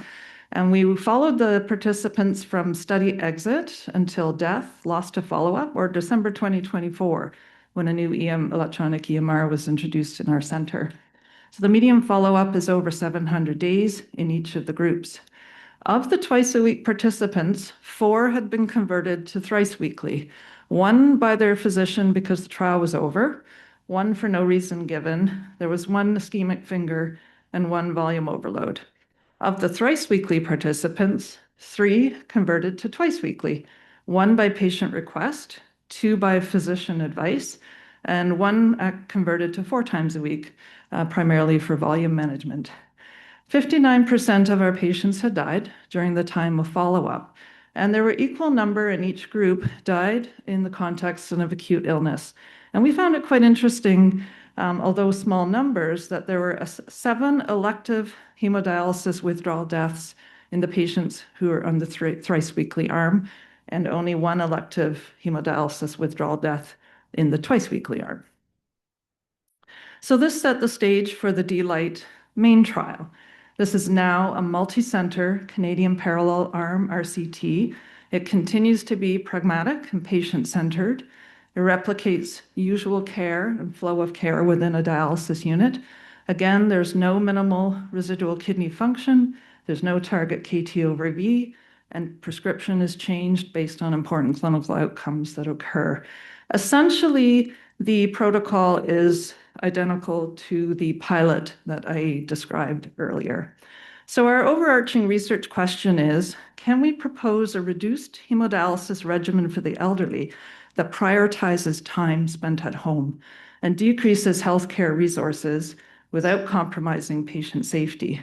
So our primary objective now for the main trial is to determine whether twice-weekly hemodialysis compared to thrice-weekly hemodialysis maintains at least 47 days of the days alive and out of hospital advantage at 365 days. And I forgot to mention on the last slide that our primary outcome for the main trial is days alive and out of hospital, which if you turn that around is days spent at home.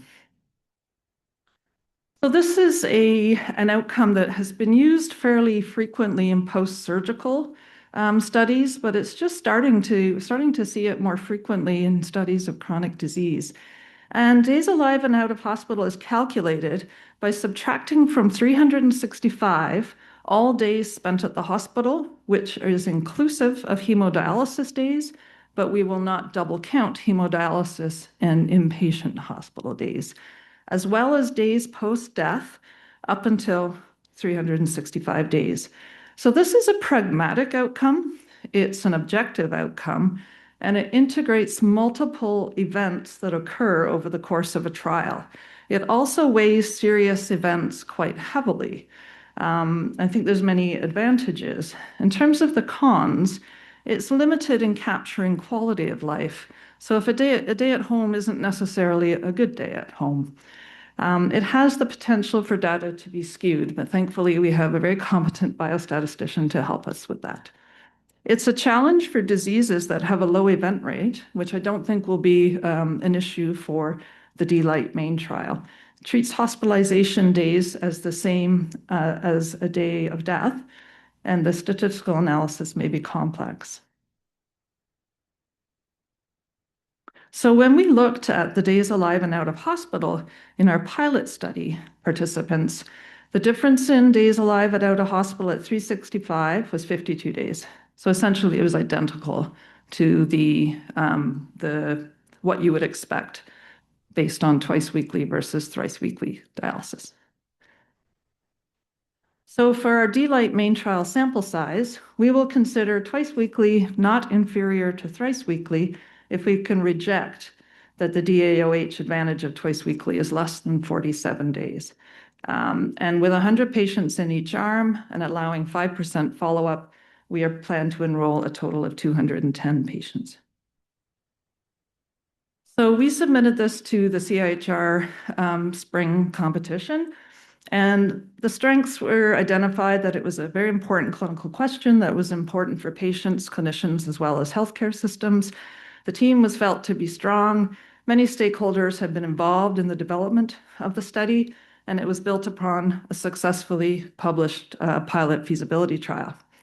Now, the weaknesses were that you can see we got at the bottom the scores. We had 2 scores pretty much probably in the fundable range, but 1 definite outlier. And you can see with the composite final score, the reviewer number 2 seemed to carry the weight of the day.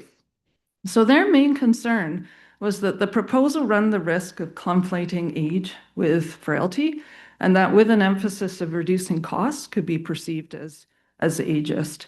So they wished us to consider a less arbitrary measure for being involved with this study than simply age, as maybe younger people could also benefit from such an approach. Now, interesting, I think Karthik's here anymore, but he had pointed this out to us in advance of submitting this. So it goes to show a few lessons learned. You can be very close to retirement and still make rookie mistakes.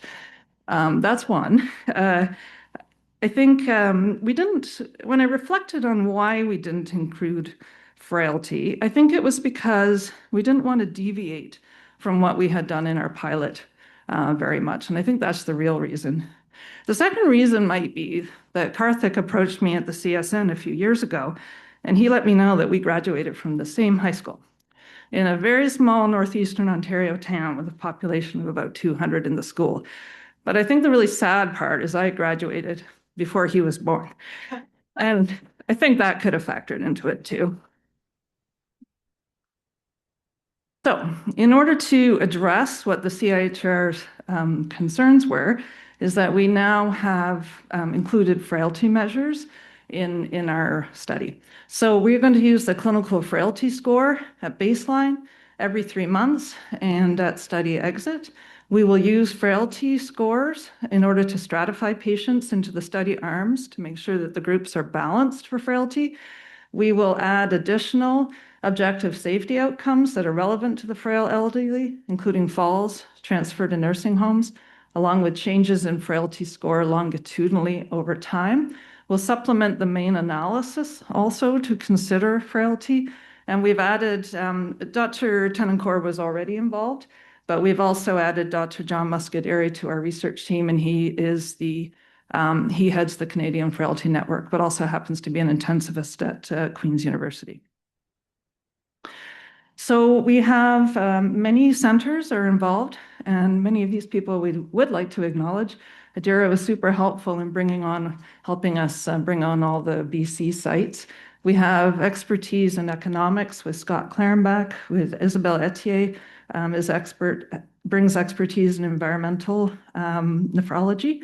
Sarah Davison, of course, is an expert in quality of life. We have experts in biostats, and then we have a number of site investigators who we'd like to thank for being involved with our study.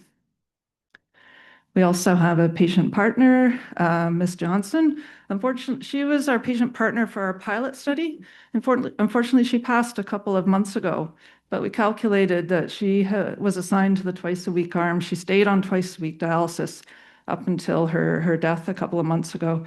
And in our calculation, she saved 180 days of her life that she was at home. We also have a clinical trial network at Queen's that we're grateful for their assistance as well. So with that, thanks for your attention, and Dr. White and I would be happy to take any questions.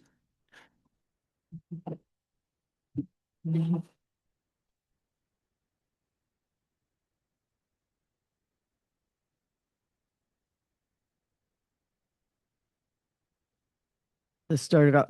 One of the questions is to address the ageism. Frailty is one, but I also would have read into those reviewers' comments as why 70, and what's the difference between 65? Like if someone's 69, is that different than 70? So maybe a more, like a less ageist number, like 65 plus might also take away that question.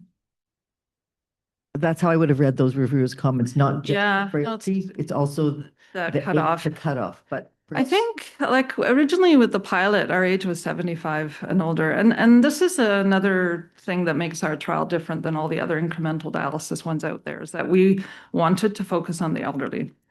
And we actually reduced that age because it was actually very difficult to recruit. So in some ways, we had to reduce the age. But we'll see how they're going to interpret what we've come back with. We didn't want to change, although it seemed they wanted us to lower age and open this up to a wider variety of patients that may benefit.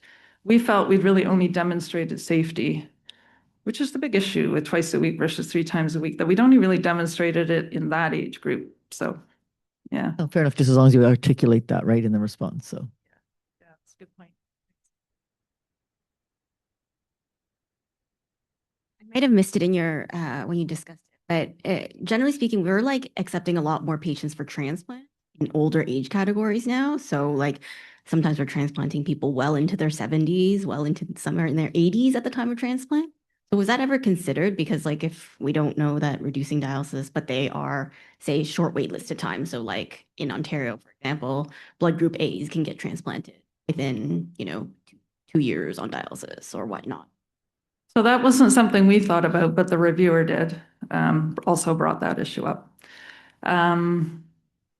I suspect if someone is interested in transplant, they might not want to participate in the trial, because the trial, I think, is focused more around quality of life and less so quantity of life. So although it's not an exclusion, is it?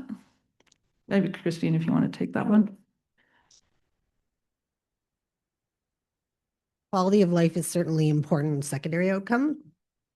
It's quantity of life. It's some like days out of hospital is also important. So it's not that we're forgetting about mortality. It's still a primary focus of the trial. But even when we transplant patients in older age categories, we often don't sell a quantity of life benefit for it. We sell a quality of life benefit. Yeah. I don't know, just for consideration. I don't think we addressed it in the second iteration.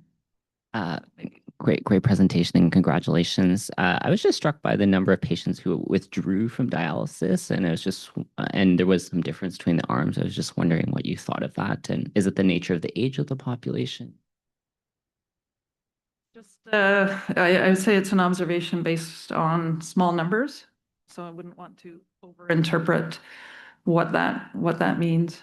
I mean, you could hypothesize what it means, but in terms of the higher withdrawal rate in patients getting 3 times a week, but I wouldn't want to go so far as to make those hypotheses based on these small numbers. But it's an interesting observation, I think. Thank you. Thank you. This is a very exciting trial. I'm happy that my center will be participating.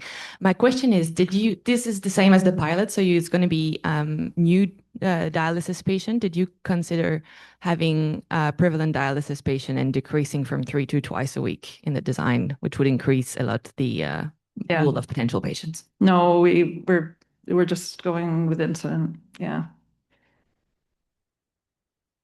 Because in my center, at least, due to the pressure of COVID, we had a lot of patients who we judged as a team that the risk of bringing them due to a very old facility, the bring them close to people was higher than reducing to twice a week for some of these elderly patients. So they've been reduced to twice a week at this point and continue. And now we have this, it spreads and patient ask to be reduced from 3 times a week to 2 times a week. And we use similar criteria, clinical criteria, to decide if it's doable or not.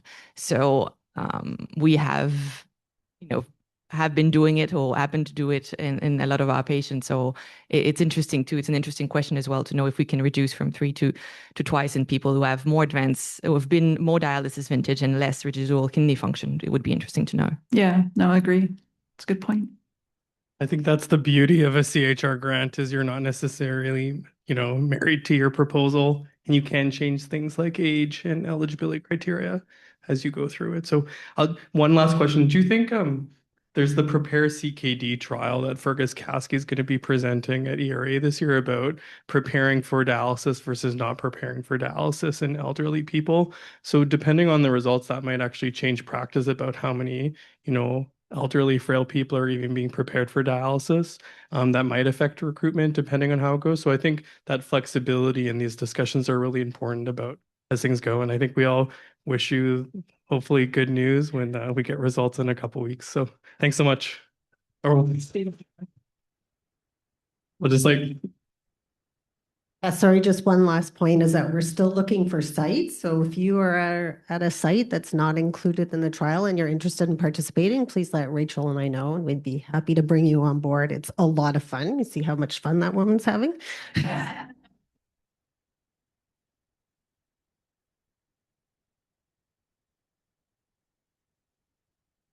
All right. It's great to see people joining from the CJKD meeting. So last but not least, I would like to introduce Sarah Melville, who is a research manager in the Nephrology and Hypertension Department in St. John, presenting on a study on hemodialysis prescribing patterns in New Brunswick on behalf of Dr. Martin McKinnon and Jacob Michaud.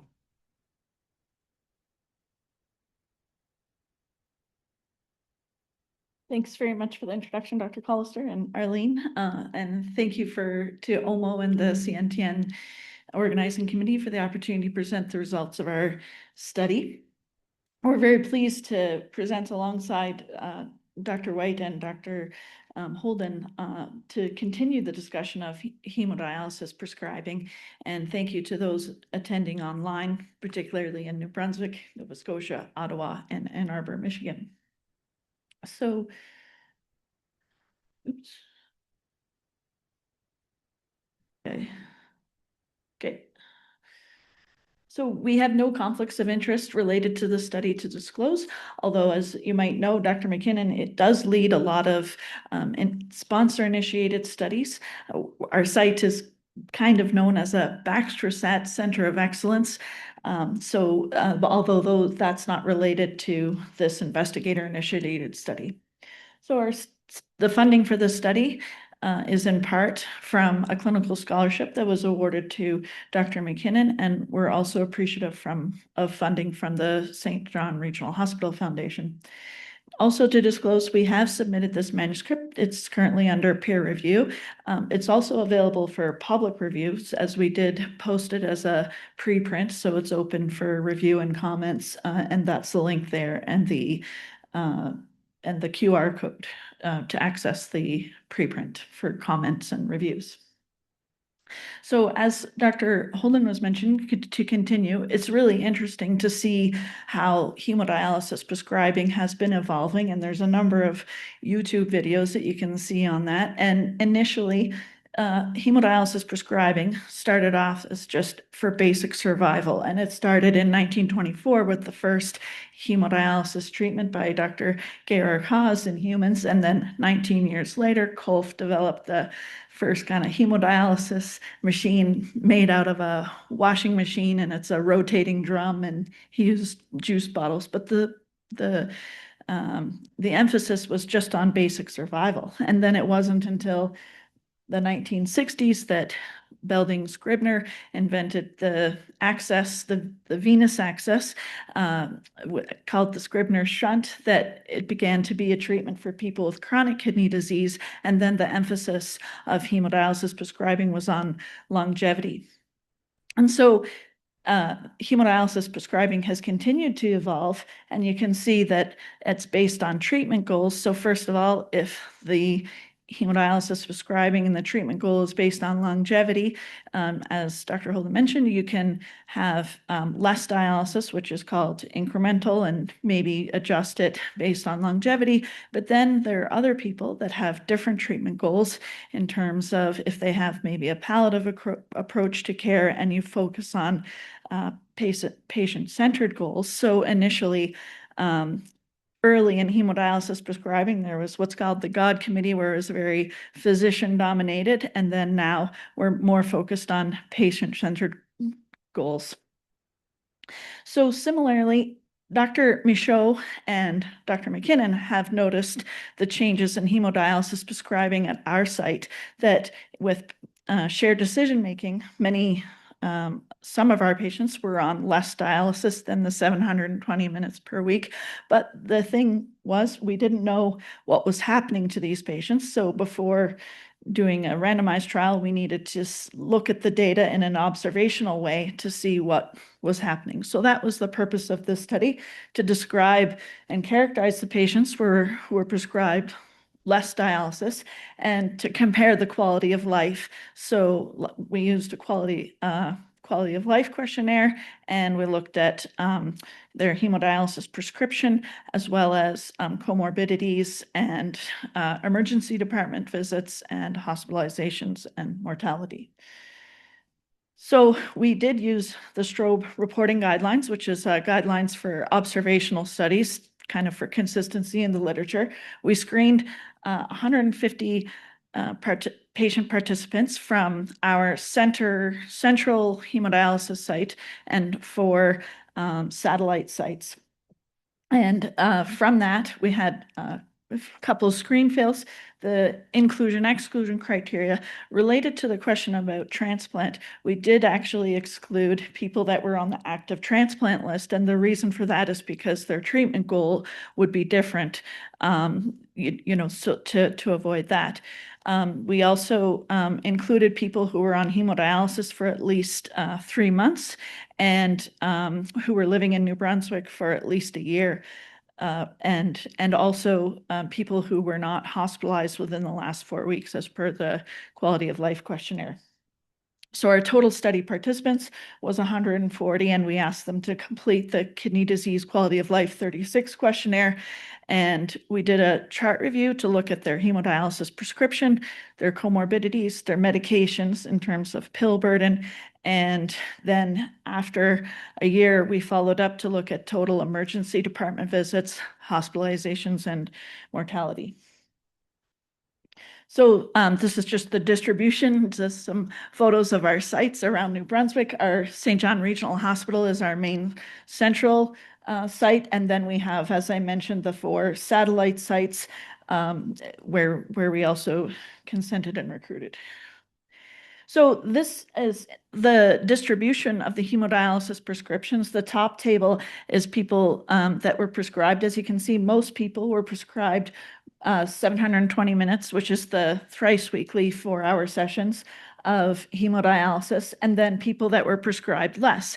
And what's interesting about this table, a little bit surprising, is that there were only 13 people that were prescribed hemodialysis twice weekly, and then there were some people that were prescribed less dialysis that were still coming 3 times a week, which kind of shows there's kind of that variability of combinations of hemodialysis prescriptions for maybe more individualization in the hemodialysis prescriptions.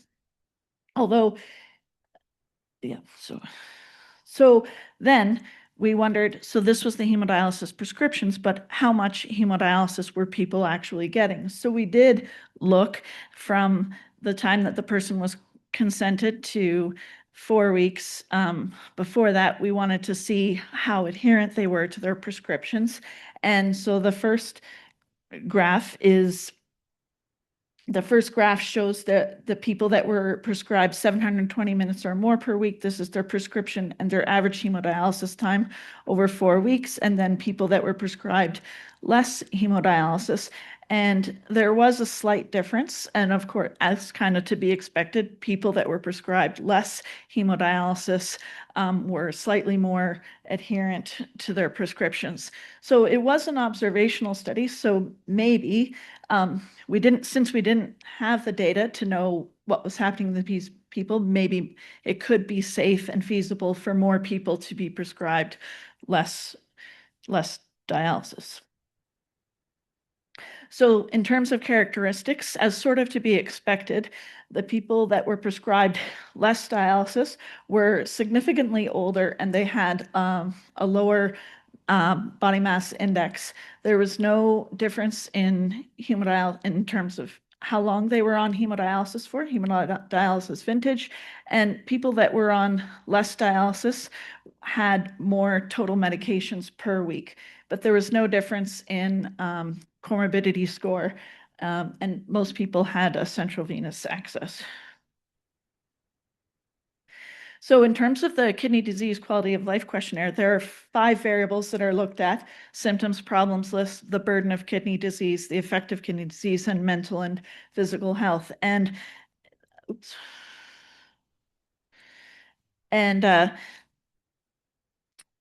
what's interesting to see is that there was no difference in quality of life, whether people were prescribed more or less dialysis, kind of showing that really hemodialysis does take a toll on people's quality of life. There was, however, a difference that people that were prescribed less hemodialysis scored a higher quality of life score on the symptoms and problem list scale. So we found that kind of interesting. And just to clarify that the way this scale works, it's on a scale of 0 to 100. So the higher the score for each variable, then the higher the quality of life. So that's how that scale works. So in terms of, we did a multivariate analysis in terms of the analysis of the emergency department visits. People that were prescribed less hemodialysis had less emergency department visits. It was an observational study, so we actually didn't look at kind of why they were going to the emergency department, but in a future study, we would look at that. There was no difference in days hospitalized over the 1-year period, and there was no difference in mortality between the 2 groups, whether unadjusted or whether adjusted for age and comorbidity. So in conclusion, the people that were prescribed less than 720 minutes per week of dialysis reported a higher quality of life on the symptoms and problems list scale. They were less likely to present to the emergency department, and they that they had less total medications per week. So there was no difference in reported quality of life in terms of burden of kidney disease. And there was no difference in median comorbidity scores and no difference in hospitalizations. So there was also no difference in the odds of death, whether unadjusted or adjusted for age and comorbidity.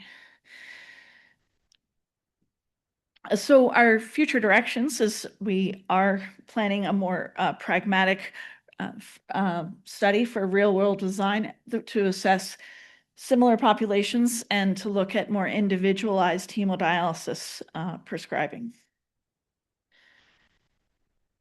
Glad to take any questions.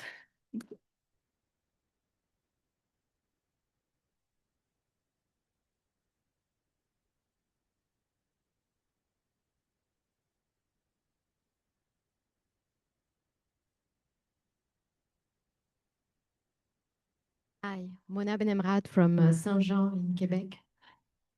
I have a question. So in your inclusion criteria, it was anybody, like no criteria regarding age or frailty. It wasn't for elderly. It was for any person.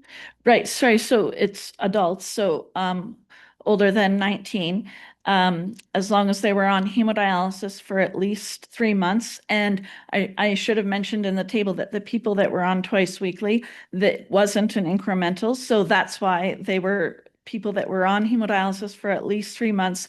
And there was no plan to increase the hemodialysis prescriptions. So they were on hemodialysis for at least 3 months. And as I mentioned before, similar to that transplant question, people that were not on the active transplant list, because that would be contrary to their treatment goals, right? And then also people that were not hospitalized for at least 4 weeks, because that's as per the Kidney Disease Quality of Life Questionnaire, and that were living in New Brunswick for at least a year. So we did, as you might have seen on our study flow diagram, withdraw 2 just because in the study period they moved away. So we didn't have access to that study data. Yeah. Did I answer your question? Okay, thank you.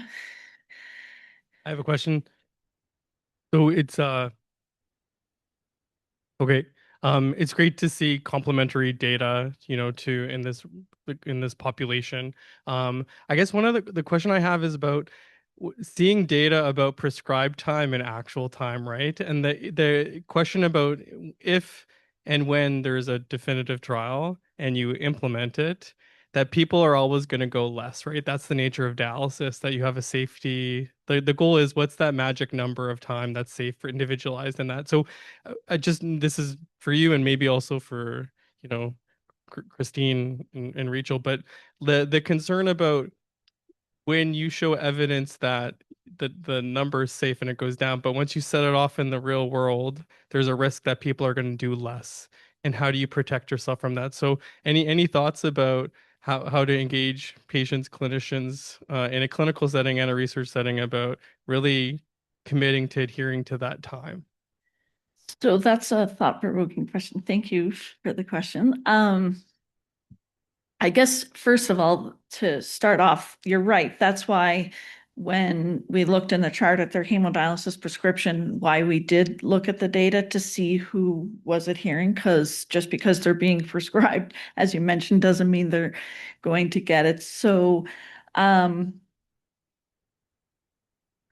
well, I guess to answer your question, I guess that's why the shared decision-making is so important, because that way, if the person feels involved in their prescription, then they might be more likely to adhere. And then the other thing is if with the shared decision-making, if in terms of their prescription, if they are aware of the consequences and the risks of not adhering to their prescription, and also to make sure that the physician and the patient are on the same page in terms of their treatment goals. So as I mentioned, we excluded people that were on the active transplant list, but if someone has a goal of transplant, they know they have to have a certain amount of dialysis. That could be a motivator for adhering to their prescription.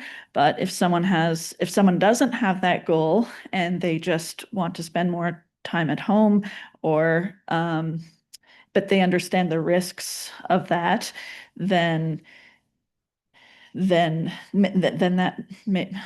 understand the risks of that, then maybe they're okay with that. And like it would be great in your trial for if there was a way to do a subgroup analysis based on time, but it's a post-randomization variable that's going to be affected by so many other factors that Sarah just mentioned. So always a question in my mind about, people are going to do less than how do we keep people safe? All right. Boehm has a question. Just kind of, hi, Clara Boehm from Winnipeg. Great talk, and I just had a few. So to follow up on David's comment, I wonder if this observational trial, because you can't control for a lot of things, as you mentioned, really identifies that people who are adherent do well on less time. And so 2 questions. This is anecdotally, when we put people on less time, they're often people who have residual kidney function still. And I know the vintage was the same, but I just wondered about the residual kidney function, if you had any data on that. And then second, and it's often people who are good at controlling their fluids and their diet. And so whether there was any thought or any analysis at looking at some of those surrogate markers of those things in adjusting for the symptoms, and whether if you adjusted for some of those things, there would no longer be a difference or not. So. That's a great point. So sorry, I'll address the second one first, and then I think the other markers. Do you mean like albumin and creatinine? We did do a laboratory. We did look at laboratory data that I didn't include. That's included in the paper. I can give you the QR code and the link if you're interested in seeing the preprint.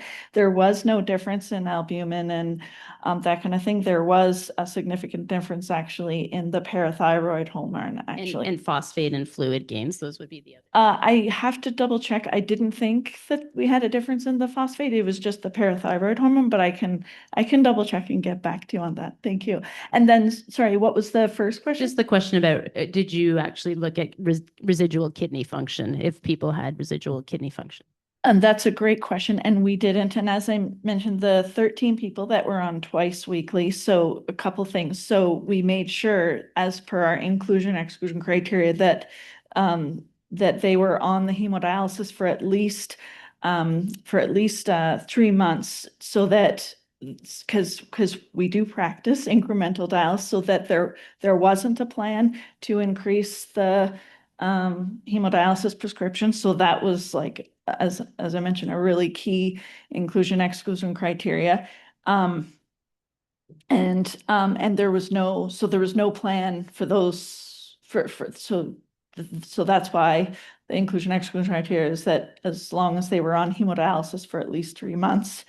And then, sorry, I just lost track. Well, sorry, the residual kidney function. Right. We didn't measure it, but similar to Dr. White's and Dr. Holden's, in this case, if someone has a palliative care, depending on their treatment goals, usually if preserving residual kidney function, correct me if I'm wrong, then they have, say, a longevity goal as opposed to a palliative approach to their care. So in that case, it's kind of the converse, I think.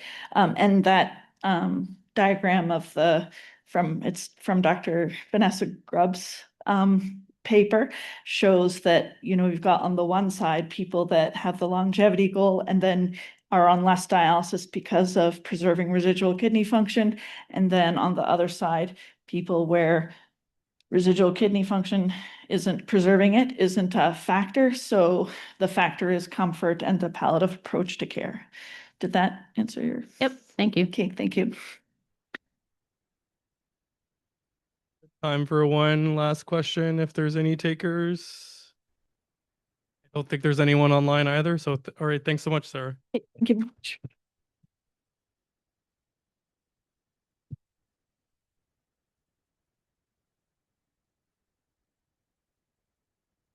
It's my pleasure now to introduce Adeera Levin, who hardly needs an introduction to provide updates on the Easi-Kidney trial. To keep it brief, Adeera is a professor of medicine at the head of the division of the nephrology at the University of British Columbia. She also serves as the executive director of the BC Renal and is the principal investigator of the Council of CKD Network, which supports CNTN.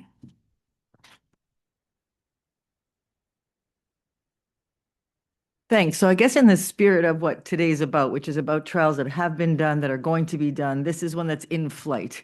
And at the recent World Congress, we have now a session called Trials in Flight, which is really important so you understand the background and also where we are with enrollment. And I'm just going to take a few minutes to run us through. Some of you will have heard some of this last year, not all of you. So I'll just remind you what this is about, the rationale, design, and some recruitment updates.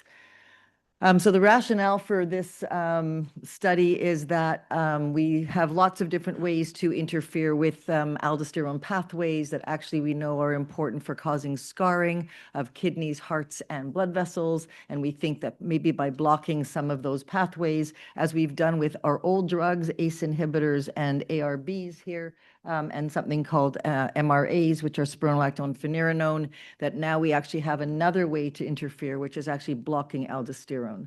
For those who haven't heard, aldosterone synthase inhibitors are to MRAs as ACE inhibitors are to ARBs, and it's just another place in the pathway that perhaps by interfering with it will improve outcomes. There's a lot of data from the finerenone studies that show us that there's a lot of positive impact of using MRAs or nonsteroidal MRAs, and so bolstering the evidence behind blocking aldosterone. I'm just going to zip through this. So the people who were not in many of the studies are people without diabetes, even though I think now as a community, we're well aware that just because you have diabetes, it doesn't mean you have, quote, diabetic kidney disease. And I think that's super important for us to remember. And we also haven't studied people who had lower levels of proteinuria and lower levels of GFR, people who weren't on RAS inhibition, and people who had potassiums greater than 4.8. Those were all excluded, and understudied are people with GFRs under 30, even though we now know, and I would look at Cal again, but even we know that children and also adults with lower GFRs often spend a long time at that lower GFR, and yet we've never enrolled them into studies. So that's why, the other part of this is SGLT2 inhibitors we know are very good for addressing hyperkalemia. They have a diuretic effect. Your potassium goes lower in many cases, so they're quite a nice drug. And I just parenthetically wanted to call out to Rachel and Christine, with more and more people on SGLT who's coming to dialysis and no data to suggest you should stop them, that may actually improve your ability to enroll and keep people on twice a week. Just a thought. So this is the rationale for Easi-Kidney. We definitely need larger trials to have these new, to assess these new drugs. We really need to protect all of the people who don't have diabetes, and so that's a lot of people with chronic kidney disease. And we also want to look at, now that SGLT2 is almost or should be cornerstone of therapy, perhaps we really do need to understand how to use those in combination with people. And people have higher potassiums, because being on SGLT2 would allow you theoretically to be able to use these new drugs. So you might have seen this before. This is probably going to be the very largest trial ever done in the kidney world, which is pretty exciting. It's very international.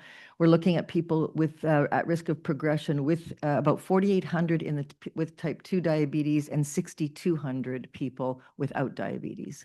The entry criteria, the intervention is basically empagliflozin fixed dose plus or minus the ASI or placebo, and that's to look over a period of 5 years, but it's event driven, so that's the estimated time to look at cardiovascular death, hospitalization for heart failure, or kidney disease, kidney failure or a sustained decline in GFR of less from baseline. So it's a quite important set of things, again informed by what patients think are important, whether they go on dialysis or not, whether they have a lower GFR or not, and so large study. So our recruitment targets are 11,000 people. We've screened 9,000 and randomized 5,000. So we're not there yet. And now I'm going to do the Canadian plug, which is, this is our global, now whenever, for those who've been involved in clinical trials, it's really important to see where you are relative to what your targets were. We're behind. And that's a problem. It's a problem for the patients that are enrolled from an ethical perspective. It's really important for those of people that are enrolled that you keep enrolling so that we don't end up with futility or having to stop the study. And yes, there are some issues, I'm David, with the ways that the study, it's meant to be very easy. However, there are some interesting little glitches with the way that they want us to pre-screen. But this blue-purple line is where we are at the moment, and we're sort of off target. So the reason I'm standing here is for those of you that are investigators to please increase your enrollment. These are the different Canadian sites. What we've tried to do in British Columbia is have as many sites as possible, not just the quote downtown downtown university sites. In Alberta, we have University of Alberta. In Ontario, we have a number of different sites, as we do in Quebec and Nova Scotia. And so these are our current Canadian sites activated. 24 Canadian sites, 836 patients have been pre-screened, 422 screened, and we've randomized 264. I work in a kidney care clinic. So do many of you. I don't believe that's all the patients that we've got. I just don't. I think we've got lots of people that would benefit from being in this trial. So I'd ask you all who have active sites to go back and say, really, is there a reason that you didn't ask this person? So solitary kidney is not an exclusion criteria. We have lots of people in our clinics with solitary kidneys. Recurrent UTIs is not an exclusion criteria. They are not increased by SGLT2s. This is a common misperception. Like, there are lots of people that I think we have that in our clinics that I think we could enroll. So that's that. This is simply, this is just a trial design that was published. What we wanted to do is actually make sure that we're going to have a meeting next week. Next week, I believe, and then in about 2 weeks' time for all the Canadian sites. And what we want to do is we want to talk to each of the sites about how is it that we can increase recruitment in your site so that we can make sure that we don't leave people out. Again, the people that we have enrolled, that's great. The people that and we don't want to have to stop the study early. And there is a risk of that, right? This is funded, it's through Oxford Clinical Trials Group as well as Boehringer Ingelheim, but there's a possibility that if it doesn't look like we're going to meet our recruitment targets, that we'll have to stop. And I think that would be a shame. It's a really important question. There are a lot of people that aren't in any of the other studies with ASIs that could prove to benefit, as we showed with Easi-Kidney. So ideally, we don't want to open more sites. So we did have a creative attempt. IO did something interesting. It didn't work out, but where he actually became the site for a community center that could refer to them. Now, that didn't happen to work, but if that could go in your centers as a way to recruit more people, not just under your own care, because you have other community hospitals nearby or practices nearby, think about that as an alternative, because we don't have time to open a new site, but we do have lots of interest in potentially getting more people. I had promised, or we had promised, it's David Cherney and I are the Canadian representative, we've promised them 600 patients, and we thought that was low and we wanted to go above it, but if our numbers are only 264 so far, then maybe that was the right number, but could we at least reach it? So that was my plug. Happy to answer any questions. They are very liberal entry criteria, K less than 5.2. Like, that's a lot of people in your clinics. So happy to stop there and answer any questions.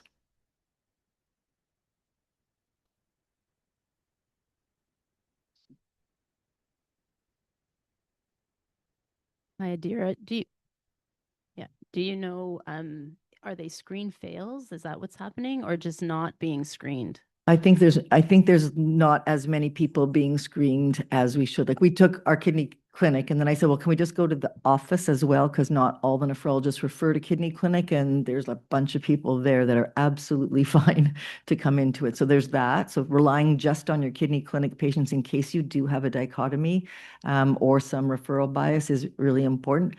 And then people are assuming, oh, this person has UTIs. I'm sure they won't get, oh, they don't speak English. I'm sure they won't want to go into it. It's too hard. I think that's our bias. And I think it's not fair to preclude patients. And so, so asking them more overtly and not just assuming that they won't want to be in it. And we're not part of this, but in our trials, sometimes we have a bias that people from out of town won't do it. But is there a yes? The stipend. There's lots of concessions and stipends to let people for travel, for parking, for overnight. Yeah, we've tried to make it as easy as possible with very little hardship on patients if we can. I just want to say one other thing. So with finerenone's results for non-diabetic CKD coming out soon, there's an even more pressing urgency to getting patients in. And this is like the mega trial in nephrology. And like we have to make sure Canadians are represented so that sponsors keep coming back and we're at the table and making sure that results are generalizable. How come Manitoba and Saskatchewan aren't in the trial? They were approached. Everyone was approached. Not everyone has the capacity to do a clinical trial at the time that they were asked. So, and that's something in the next conversation, we hope to change that, right? Like that it shouldn't be that, oh, not this year because we're short of X, Y, Z. Like I think we need to have a way more robust infrastructure. And one of the reasons for doing this study and having 24 sites is to start to create that sustainable infrastructure so that we don't have to worry who's not in it. Dr. Prasad did text me during the presentation asking if it's still, if he can join. So I'll let that conversation between you guys happen offline, but I know he would want to contribute. Just for interest, how is the recruitment from the other international sites? Like, is this a Canada-specific problem, or is it something you're seeing from other countries engaged as well? So the places that recruit the best are China, Malaysia. China and Malaysia recruit very much. Now, remember, they have no access to these drugs. So this is a wonderful incentive. And one could argue that that's perhaps not the right incentive. There's also a different culture of if your doctor thinks that you might go into the trial, you go into the trial. I think we do censor in the US, Canada. UK's also had a little bit of trouble, but not as much. Australia's just getting off the ground, also having some difficulties. But I think it's our intrinsic bias, right? Like, oh, not ready. Oh, they live too far away. Oh, their K is usually 5. I really don't want to mess with it. Like there's lots of ability to do a really practical approach. Like if you think someone's K is a little bit high and you don't want to worry about it, so you can put them on a diuretic before they start. I mean, or when they start, like there's nothing stopping you. This is best care in the current era using these two agents, one of which is proven and the other one of which is a question. Rita.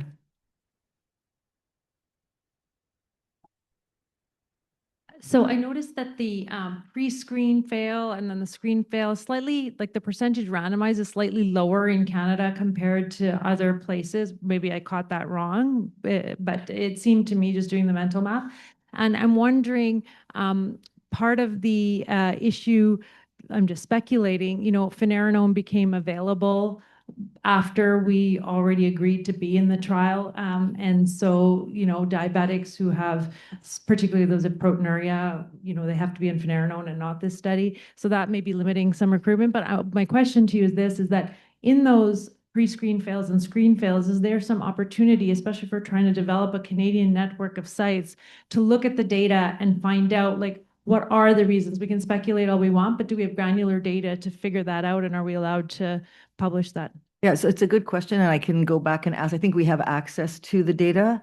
I do think that, so not in all places is finerenone available just because it's approved for diabetics. It doesn't mean that people are on it. So some people are using this study as an opportunity to at least offer people the opportunity to be on something to additionally protein lower. Remember, 6,400 people are not diabetic. And even though fine CKD will be reported out, that's not going to change practice tomorrow. And it doesn't mean that all the provinces will actually approve finerenone for use for this indication right away. So we still have a window. It's not ethical to take them off finerenone to give them to this study, but if they couldn't be on finerenone for any other reason, then, and many people also won't put people on finerenone if their K is greater than 4.8. And so this is up to 5.2, so it may be another reason to think about. But again, I just ask people to examine your intrinsic biases when you're in clinic about who isn't, who you don't want to approach, or who you tell the research assistants not to approach, and ask yourself, really, why are we not allowing people to be in trials? In oncology, everyone's in a trial. Everyone. No one gets censored by their doctors. And in nephrology, I think we're still censoring our patients, and I think that's not fair to them. Sorry, Dr. Prasad. So thank you, Adeera. We are interested and we have the infrastructure. So the issue really is, what's the blood pressure impact? Somebody was saying that the blood pressure impact is far higher than finerenone. And so that's a good thing for us to put these people on. Have you seen any signal that the pressures are better controlled? In the phase 2B study, the blood pressure deltas, I believe, were 2.3 to 3 millimeters of mercury, not terribly high. It's different in different people. The higher your blood pressure, the greater the effect. The lower your blood pressure, the less. If people have postural hypotension, I don't think they're good for this study. If they've got lots of dizziness, I don't put them in. But the impact is not nearly as high as some of the other agents. And if they're not on SGLT2 already, then they get the benefit of being put on it as well. So I think that's the other thing. We're right on time for the next session, but I'll just see if there's any one last question anywhere or online. Good. All right. Expect to see a spike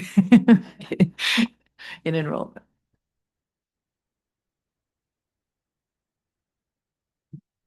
Don't go anywhere, Adeera. All right, so we're on time, and we're going to be doing our last session of the day. So it's all about sustainability and discussion at the CNTN level, and about future directions. So this is really an opportunity for all of us from our different backgrounds and focuses to talk about how we can continue to strengthen and sustain the network. So we're going to be doing a live survey through Zoom that's going to be up here. So please use your smartphone. I'm not sure how people online can do it. If there's a link, okay, sounds good. So we'll go through these kind of individually. We'll pause after each one to go through some discussion, keeping in mind that it's all about informing and guiding priorities, future practices, activities, and directions. And we'll circulate the microphones as we go through it. So we'll give a couple people a minute just to log on.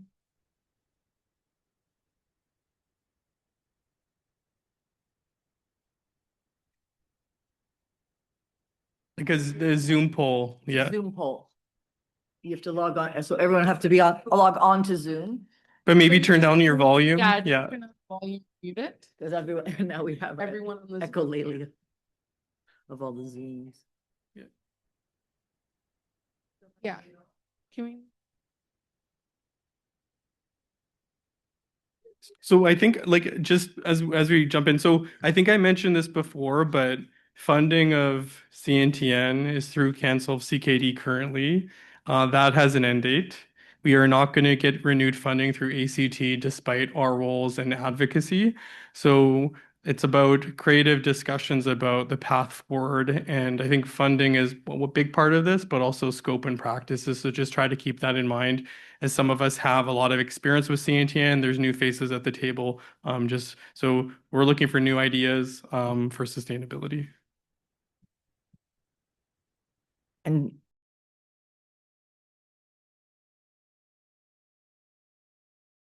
and otherwise think about the values that might be, or the things that might be helped by having a strong CNTN network. Maybe we can move forward to the first question. They have the questions on the Zoom. Oh, goodness. Sorry. One person will log in. Yeah. Oh, can you show the poll? Okay, actually, we can be. Show the poll. Okay, perfect. Just goes. Thank you.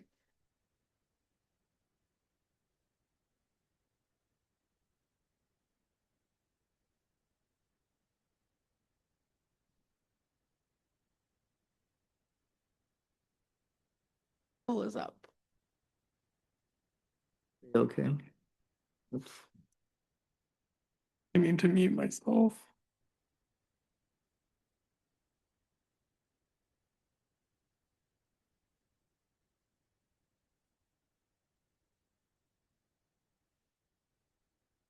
Okay, so this one's we're not a big discussion, but this is basically just for us for our own data and purposes about who's here engaged in this discussion today. So please fill out what describes you, single choice.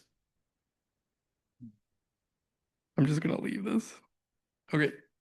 So early, middle, late career trainees, thank you for all the Crescent trainees for joining us today. Research staff, allied health, other.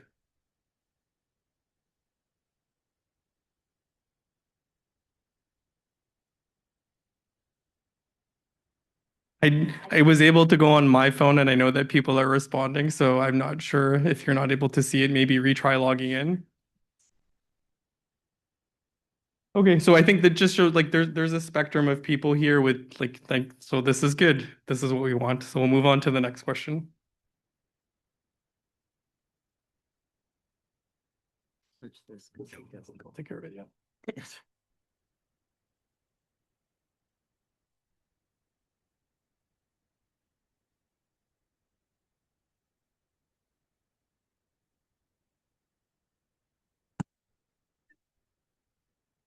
Okay, so this is the next one.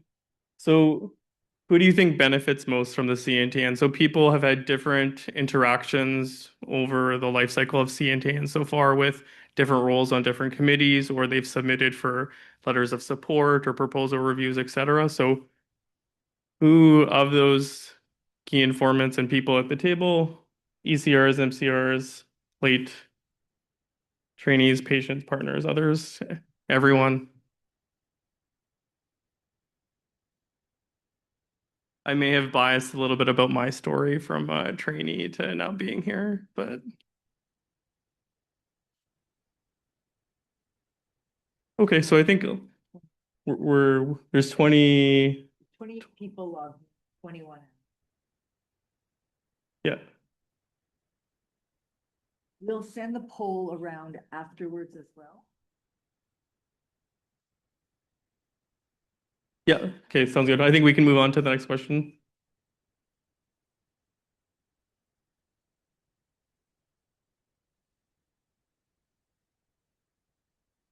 Then I think after this one, we'll just pause to discuss questions 2 and 3 so far. So this one's about what aspects of CNTN are the most valuable to you, and you can pick multiple choices. So today being the annual symposium, the protocol and grant review process, the letters of support, the website, being able to post maybe through Kidney Link, other educational offerings or opportunities, patient engagement, and then networking collaboration.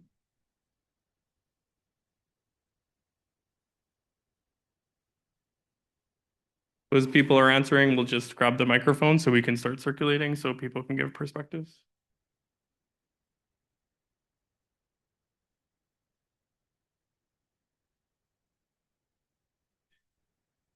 So what I was seeing before was this is mostly geared towards benefiting early to mid-career investigators with some benefit for trainees from the Crescent perspective, as well as maybe some other individuals. And then of the services involved, kind of a spectrum of, today it's always great to see people in person and connect and discuss and share about challenges and talk about current opportunities and future opportunities, but there's other stuff here. So so this is more about like the current state, right? And we'll get into some questions about next steps, but does anyone have any thoughts about, based on their answers, about their perceived values or who's at the table, or if anyone want to add anything?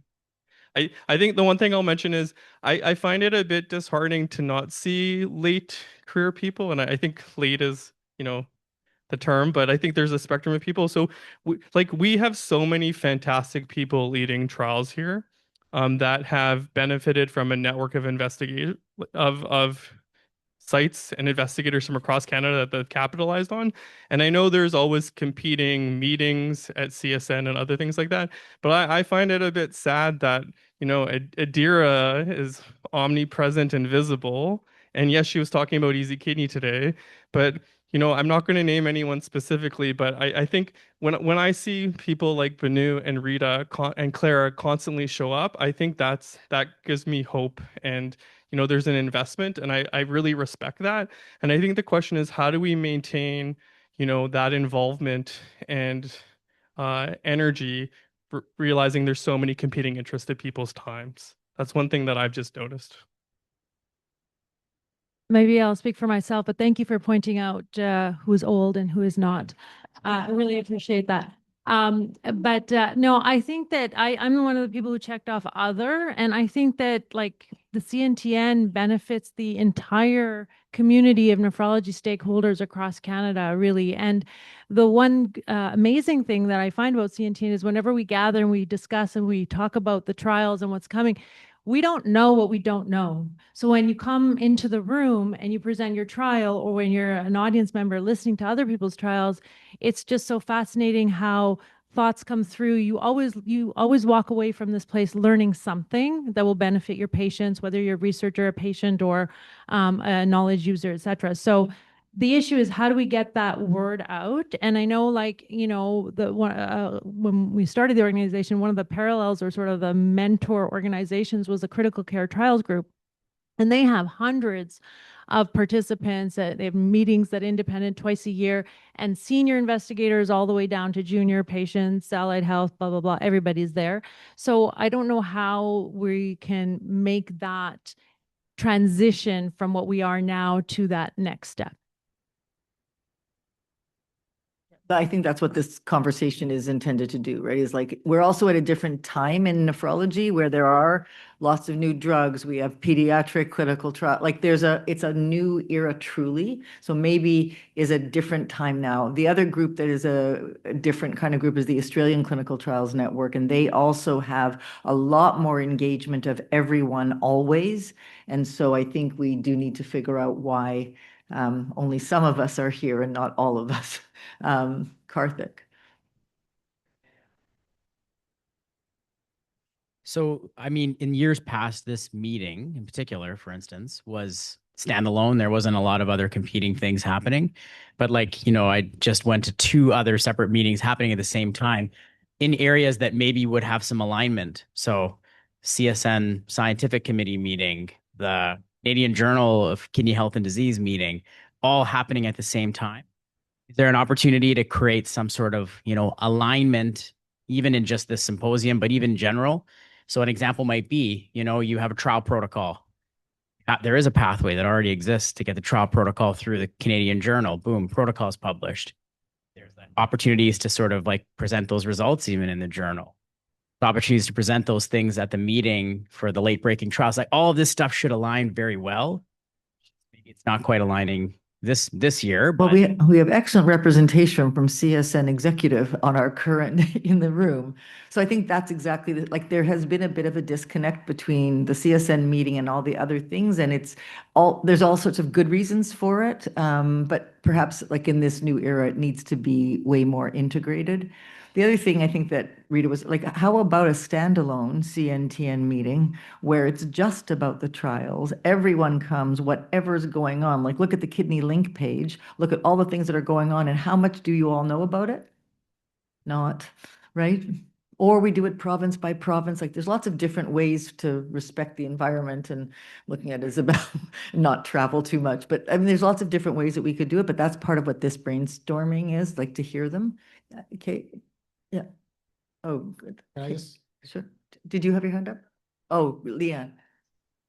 So if for critical trials, I think they're a captive audience in ICU, so they're easy to capture. I think with nephrology, 80% of patients are in community, and community nephrologists in Canada manage most patients, and most of them are in outpatient setups in private offices. I think despite attempts to engage us, and I don't know whether the community nephrology group, Varun Dev, is engaged in some of these, because I think getting him engaged will be probably helpful in getting more sites. And this is going back to Rita's time and Karthik's time that this engagement has been attempted.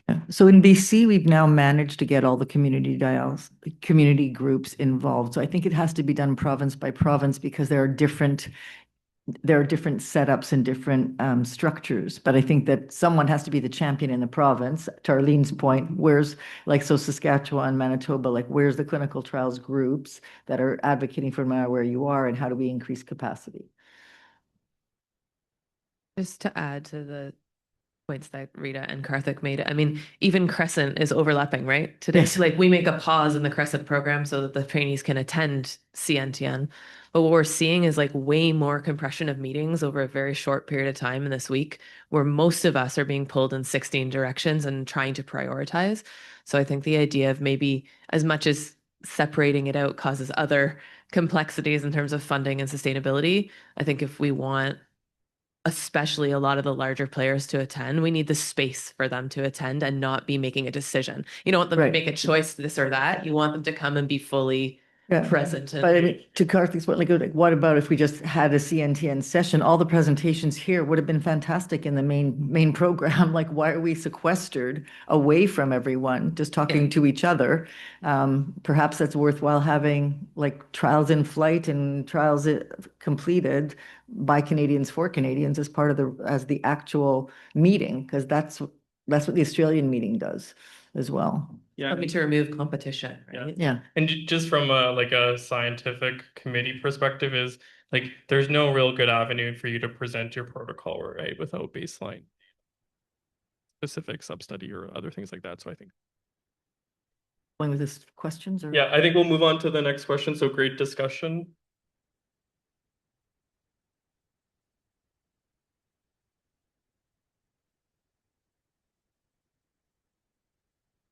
Okay, so the next one is about, well, what you've heard all the like activities and the wonderful work everyone's doing, but what should we consider doing more of? So create more opportunities for more collaboration across sites, the regular events, realizing competing time interests, there's always virtual options too. Identifying and sharing funding opportunities, and then that liaison between investigators and industry. Or something else?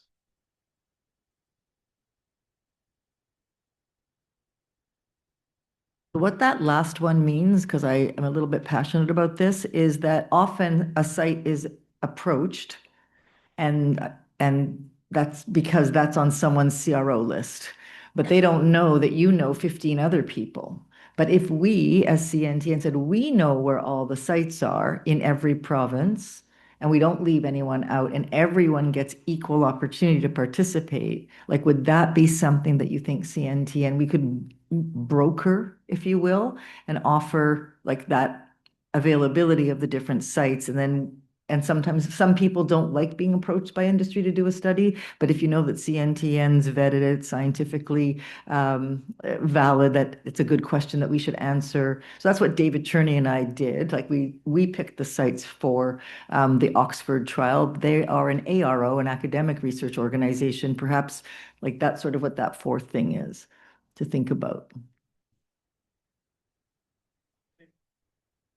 Different sponsors have different autonomy, different investigators have different autonomy and way of doing things. But I think this is the question about what is our role as people that might be wearing multiple hats in these different organizations.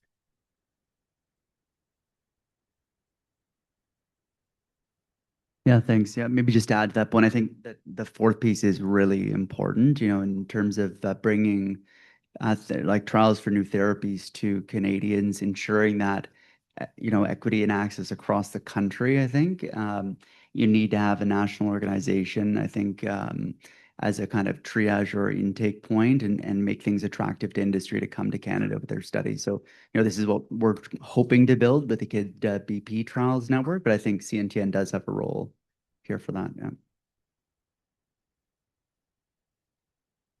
Your thoughts?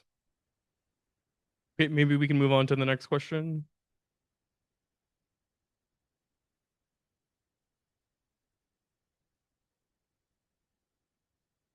All right, so we're going to talk about funding. So in your opinion, where should funding to sustain CNTN come from? And there's a couple different lists. Probably going to be multiple answers, given the nature of funding in Canada for structure. So industry partnerships, grants, Maybe investigators can add a dedicated line item for engaging with CNTN and some of their services. Membership fees. Those are some numbers just thrown out there. But we can talk about that. And then cost recovery models, which, are different for different AROs. And then if anyone has any other creative or innovative thoughts. So I'll just mention, coming together here, Omo and her fantastic work, those things cost money, time. And a lot of people, we're volunteering our time and we're committed, but not everyone can volunteer their time, right? So I think we're all a little bit nervous about cancel funding. And when that runs out, and we thought ACT 2.0 was going to be a slam dunk, but it wasn't. And I think we're upset about that, but we're still going to be at the table. We're still going to be the voice. We add the value of the patient voice at ACT, but we need to come up with a solution. So of these, what do people responses? So I think this one, I really want to get some feedback from people. And another thought that had come up is most of us belong to a division of nephrology, right? What if the division made a donation to help support CNTN as a collective, right? So not a lot, doesn't have to be a lot of money, but maybe, there are, I don't know how many, 40, 50 divisions of nephrology, because each of the hospitals has divisions of, there may be some creative ways to think about some seed money, if you will, that gets matched.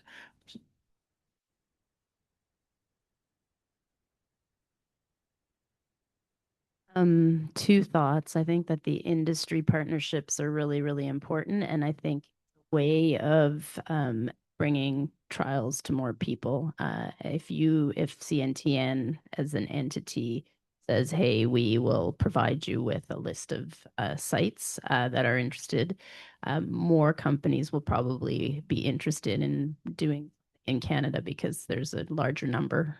They have a number. So I think that's probably the most, in this funding climate, I'm not sure if it's the most realistic, but probably the most practical. And then the second thing is, I think it might be time to charge a membership fee, but then we have to have more that's offered. And so I don't know how that would work. You get one peer review for free, or you get a connection, or I don't know, but there has to be something in return. I think it would be, I would pay it, but I get a lot of gain from just coming to the meetings. I think there has to be, if you want new membership, there has to be something on offer.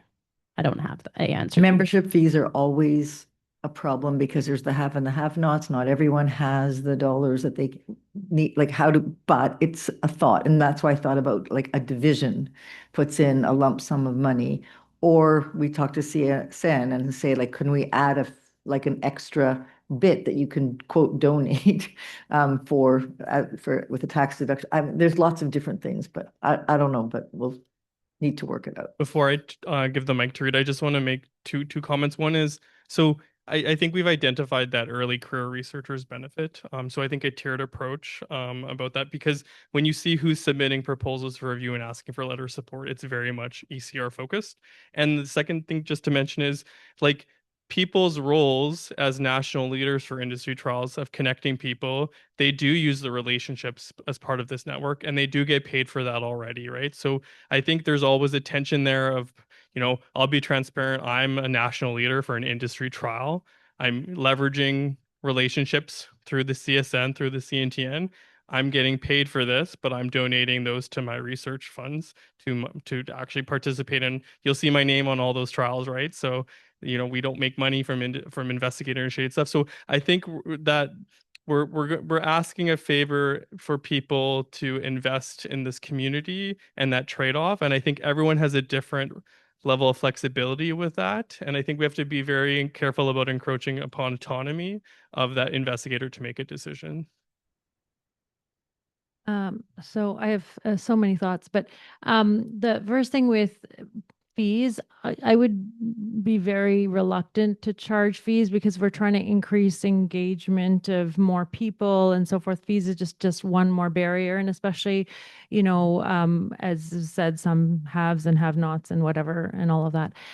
But in terms of the industry, I don't think that it's a bad idea to involve and engage industry, but I personally think there should be a solicitation for unrestricted industry support, like not a quid pro quo where they pay us, we give them a list. Like I would really hesitate from that sort of transactional relationship. It should be more that they fund it because they see a value add in the indirect ways that David has alluded to. And then the third thing is that donations of divisions, philanthropy, and generally, I was looking at Leanne Kidney Foundation, like maybe special funds could be raised for that purpose. Similarly, I think that it's time to go to CIHR and especially to the new She's in the room. Oh. Haven't had the pleasure of meeting. Yeah, we should have introduced you. So very excited to have a new IAB chair and see like how can we work together to fund initiatives like this, because line items and grants, reviewers don't like that. They say, well, no, it's not for the budget is not to do network. The budget is for doing the actual study or the trial. And so I don't think that'll fly in when we try and submit line items. Some people have gotten away with it, but it sometimes gets flagged. Yeah. Yeah, I agree. I don't think reviewer 2 would like that very much. They're somewhere in the room. There's always a reviewer 2. Okay, anyone else have any other thoughts on this one? So this we'll be coming back to this, right? So this is a brainstorming discussion, but there's going to be more focus and work on this as we navigate this. So we'll move on to Have you spoken with the CSN? Well, we're Sponsorship?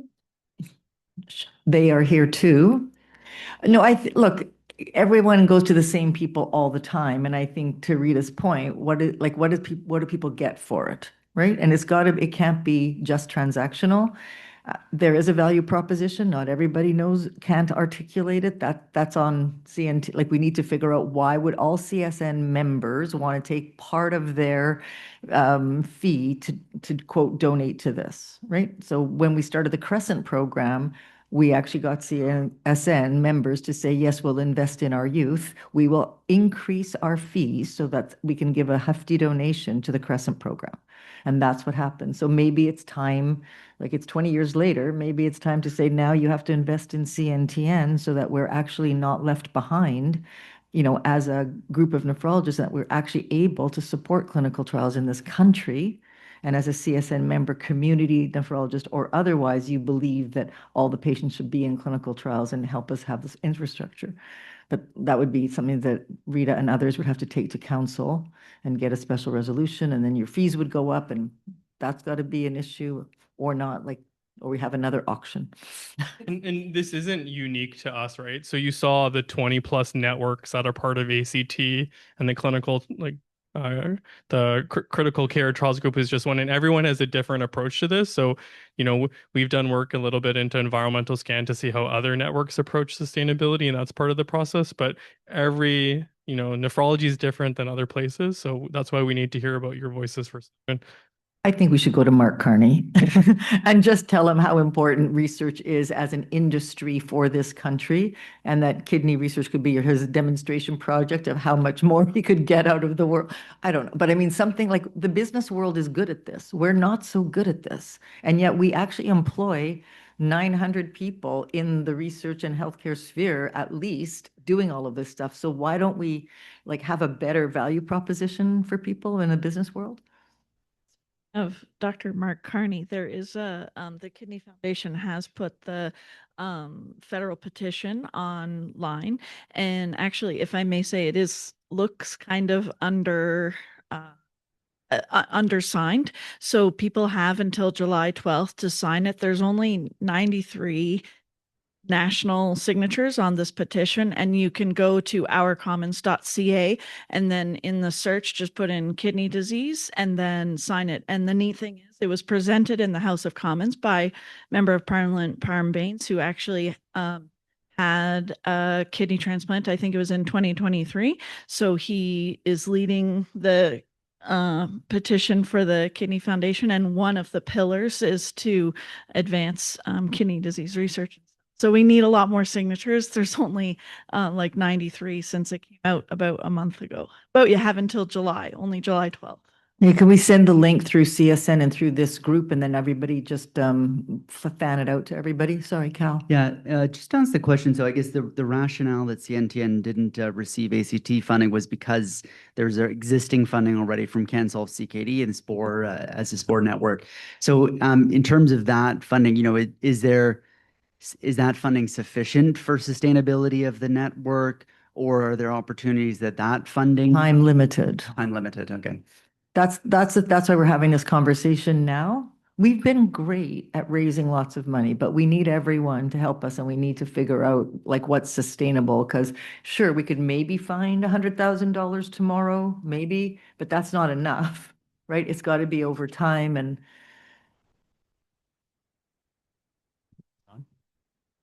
It's on. Okay. Okay.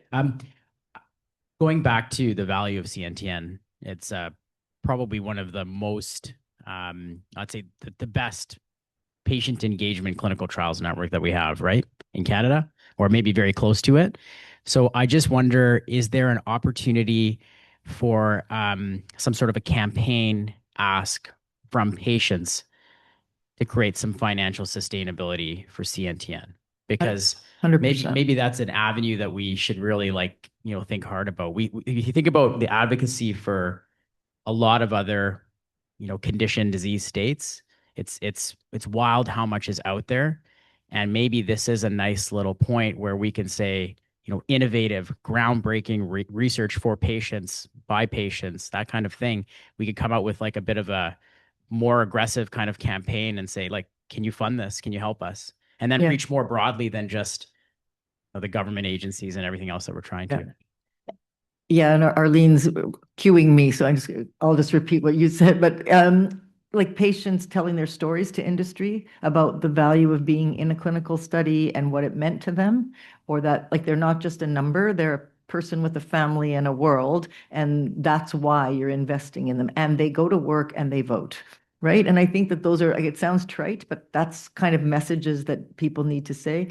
As I said, the oncology world, every single person with cancer is offered to be in a trial. We don't have that yet, but we need it. And then that would also increase, I think, people's interest in funding.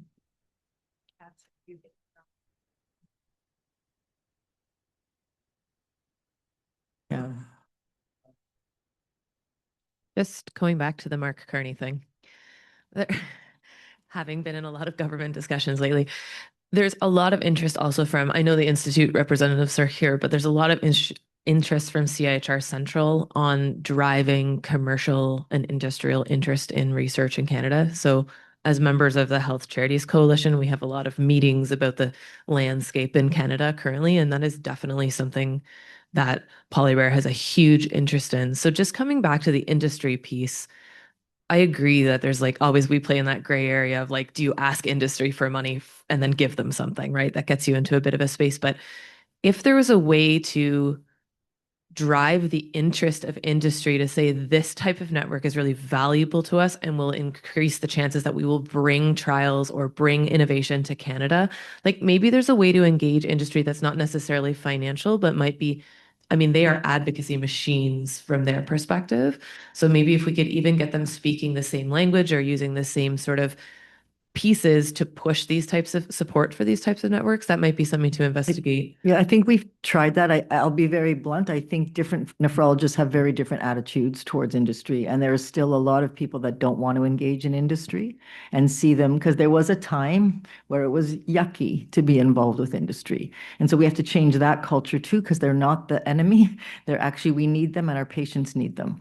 And so like there's a couple of layers to change, but agree. And I think we just, and to David's point, like some investigators have lovely relationships from which they benefit greatly with industry, and they're not sure they want to share yet. And so we have to also create a culture where everybody wins. And so how do we do that and not go into the autonomy of some hospitals or some institutions, some clinical practices depend on industry-funded things, and they don't need CNTN to do that, but everyone else does. So we just have to work it out, but I think it's a good thing, and I think we do have stuff to offer, because if we use the drug in clinical trials, we'll be way more likely to use it when it becomes accepted. If we've never had experience, like the HIF PHIs, how many sites were there in Canada that ever used them? Like, I don't think there were many, right? So there, and never mind that they didn't get funded, but the point is we didn't have any experience if they were funded.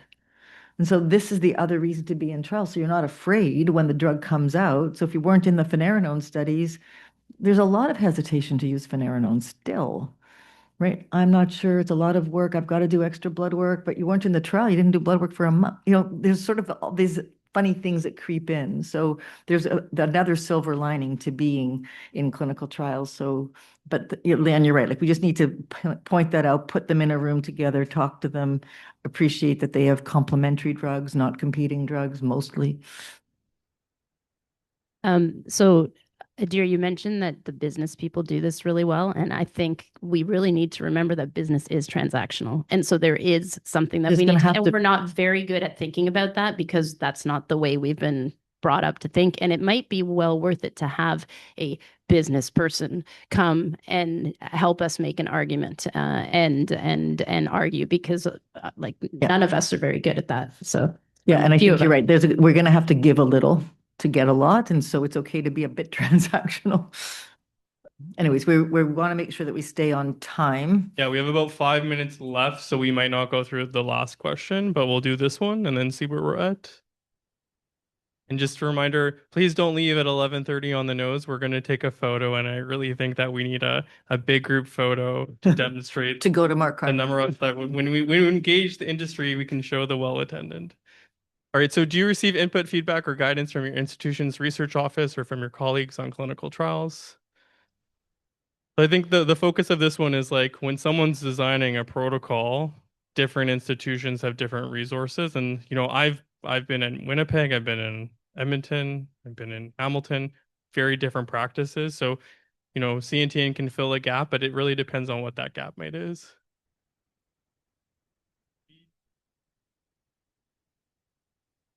All right, so pretty split. I don't know if we should necessarily focus on this question because it's I think we'll move on to the next one. And just if at the end of today you remember something that you wanted to say and you forgot to say it, please reach out and email myself or Karthik or Clara or Omo, whoever, to just make sure that your views are represented.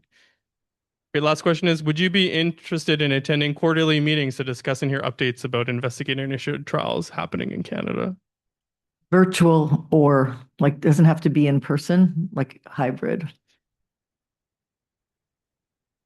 Yeah, like our fear is there's all of this work going on, and if people aren't able to attend here, but you know, if we offer one every 3 months, but not everyone can come, what's the balance of how frequently to offer? And it's going to be responsive to how much great work is going on. But I think this is something, we live in a virtual world now, that this should be the path forward.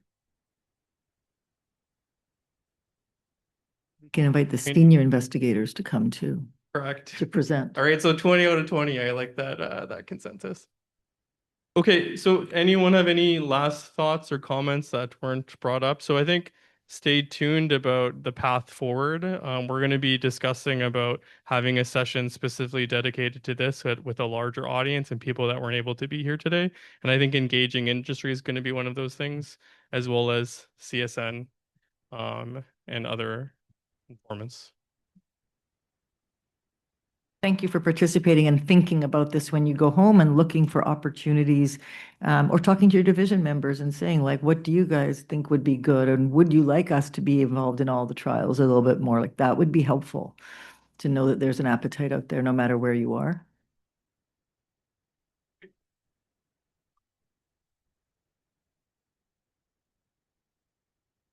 So thank you for everyone for coming, both in person and online. This network would not be what it is without your involvement today, as well as in the past and in the future. I think we've had some great discussion. It was really exciting to hear all the trials that are ongoing or launching. And I think there's been great feedback, and you know, we had a great discussion about the path forward. Agreed. As we close, I'd like to remind everybody, CNTN committee members, that a group photo will be taken shortly after we finish. Please remain in the room if you can, because otherwise Amanda will chase you down. And I'll be blocking the door, so Well, let's get started. Okay, thanks again, everyone.